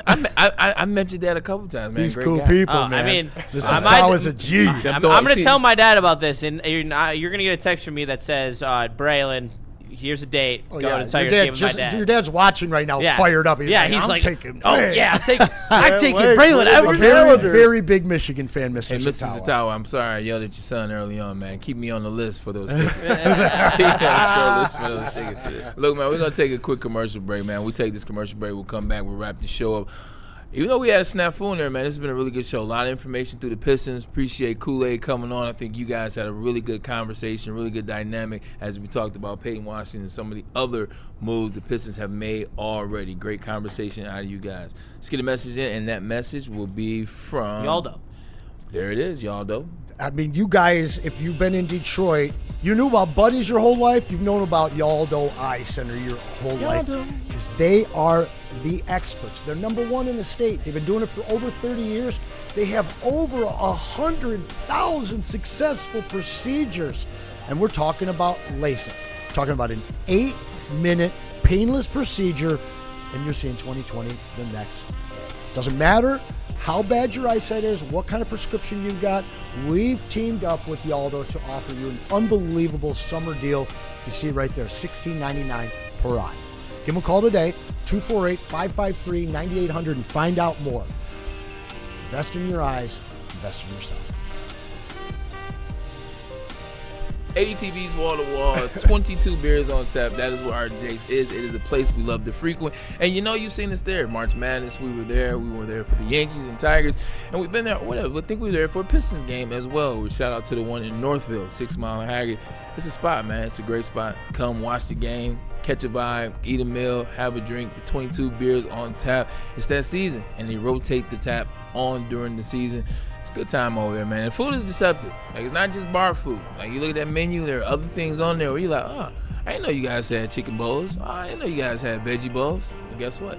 Spoiler alert, they got chicken and veggie bowls for you there at Art and Jake's. All around the state is a place that understands how to make your sporting experience just a little bit better. And we are back trying to make your sporting experience and listening experience even more better. Like I said, a lot of fun on this show. Yeah. A lot of fun on this show. We're starting to click, man. I will say this, though. There's something we haven't talked about. We got 6 minutes, and we're going to talk about yesterday. Oh, my God. Was it the greatest World Cup game of all time, or was there a little bit of some BS going in there? Now, I don't think there was, but Conspiracy Anson and Sweet Potato Cam will talk to you about Argentina and Egypt. Here we go. Got to play the music. You know, you got the music queued for me? I have my headphones on. They got in and they realized the prop bet, or the big time Ernie, that was betting that Egypt would go up by 2 goals. So they cashed out. And right when they cashed out, they realized that the odds for them to still win with just maybe 15 minutes left, they doubled down. So whoever is in the locker room for Argentina, maybe even Messi, these guys cashed 2 big-time bets. And only the greatest player in the world could go down 2-0 and then say, flip the switch, boys. Let's win this one. Morning, and the little validity that they are being investigated by the FBI for corruption. Here, let me read the tweet off of what we posted on Woodward this morning. I will get it with sources as well. I'm pulling it up. Sorry, guys. Apologize. All right, here we go. The FBI is investigating the Argentine Football Association in the United States for alleged fraud and money laundering, and that was from 7 hours ago. In America, or America's a part of it as well? No, in America. Okay, I was about to say, hold on now. I'm trying to lump us in that BS. In the United States. Yeah, I don't know. That's where betting is king. Yes. 100% all now. going down. Obviously, this is conspiracy, and this is fun because there's no way you allow yourself to go down 2 goals in World Cup, which you only get 4 years or every other 4 years. Right. The only way that this is true is if Egypt was in on it too. They was like, nah, y'all ain't gonna make no money else with us having a hand in the pot. Unless a new pyramid goes up this summer. The 4th pyramid, I doubt that. But it is fun to talk about. Just talking about that game, though, man. Like, you see Lionel Messi cry after he ties it up, and you see him cry after they win. They say it's the most important game in World Cup history. I don't know about all that. But Sweet Potato Cam, as a person that loves the World Cup, as a person that loves soccer, yes, and Messi is the best. Just talk about what that moment was, because there's another moment for another country that wasn't as sweet. Cost me a little bit, too. We'll talk about that, too. Yeah, so I mean, y'all saw it in real time. We started the show yesterday. Egypt was up 2-0. Steady monitoring that. I thought that was the first half. You didn't tell me the time. No, it was 2-0 when they scored at like 80 minutes. It was 2-0 until about 60 minute mark. Yeah, and I thought it was over. It was like, well, hopefully Juice didn't have any bets in, no units in, whatever. Yeah. How the flip? They score 3 goals in 13 minutes. That shit should never happen. It should never happen, but is that when you see a team like Egypt that maybe was like, reaching a little bit beyond their means, stretching, playing, what's the word I'm looking for? Over their heads. Huh? Over their heads. There you go. Playing over their heads, playing that elite ball. Like, they're playing just out of their mind. And then it just settle down. And Argentina, who is the reigning, defending World Cup champ, maybe show their pedigree. And show, because legitimately they are have the second best odds, and they've had the second best odds for the last 6 months or so. Did that show? Well, I mean, they flipped that switch, man. It looked like they didn't even look like the same Argentina team from their last match. I know, so I don't get. I mean, I didn't watch the game in full, but it seems like they were sandbagging, and then all of a sudden Messi's like, "Well, I guess I got to do it again." Cash and what is back. do? Whole team on his back. He ends up goal and an assist. I'm glad you said that. Before you go, Justin, I know we're getting up against it. Messi now in free kicks. Was it penalty kicks or free kicks? The PK got blocked in the first half. So now in PKs for Lionel Messi, who is the best of all time, and is my favorite. He is now 4 of 8 in his last 8. Like, and we've seen some kicks where you're like, okay, I know I'm not Messi. I know I can't play soccer or football. What are you? How Messi get that one blocked? Like, man, it's looking sketchy. I know. Looking sketchy, and Justin. Messi. All right. Look, there's a reason why they start so slow, and it is the type of play that their coach likes. Not to nerd out, but they like Please, holding nerd the out. ball, Yeah. playing possession, and that's what they did. They owned possession, and Egypt was able to capitalize on fast breaks the other direction, counterattacks, a lot of counterattacks, and that to me, it's just like Argentina when they can just let it loose, and which is why I don't understand why coaches coach like this in modern soccer. It's an infection in the modern Premier League where they want possession, they don't take risks, but this Argentina team is so good that when they take risks, they look like that, and they instead of blowing teams out, they keep teams in the game and then just turn it on at the end. Man City is notorious for doing this in the Premier League, and it's such a lame way to play football, in my opinion. Sandbagging son of a gun. I will say this, I've been down in the World Cups as it relates to 2014. I tell you this all the time. That's when I first got engaged with Tim Howard, Pat Dinchard. That's when I got into it. But I don't know if I've seen as many headers as I've seen in this particular World Cup. Like, there's a header almost in every match. Like, headers like a one-off. Like, you see maybe one in every 7 matches. There's like one every game now, one every match. Ones. And they're dope. Like the one that won the game for Argentina, like that was one. Hollins was sick. Precision, bro. Yeah, It was precision. It's the first time I saw a header where I was like, the whole way he knew. Like the whole way he lined it up, he set it up, he saw the angle, he saw the trajectory, he put himself in position. Like it was Ketelor the night before with Belgium. Like, and the header it's gone up in this Olympics, World Cup. It has. It's been a fun one. This has too been a fun one. It really has. This too has been a fun. Apologies for my energy early on. I got a little thrown off, if you will. But in the words of Friday After Next, players fuck up. That's right. Feel forward, baby. From time to time. From man Justin Satawa, for B-Lad, for Sweet Potato Cam, for my co-host Anson. Peace, y'all. Shout out to the crew. Alex over in the corner. We will see you mañana. Have a good day.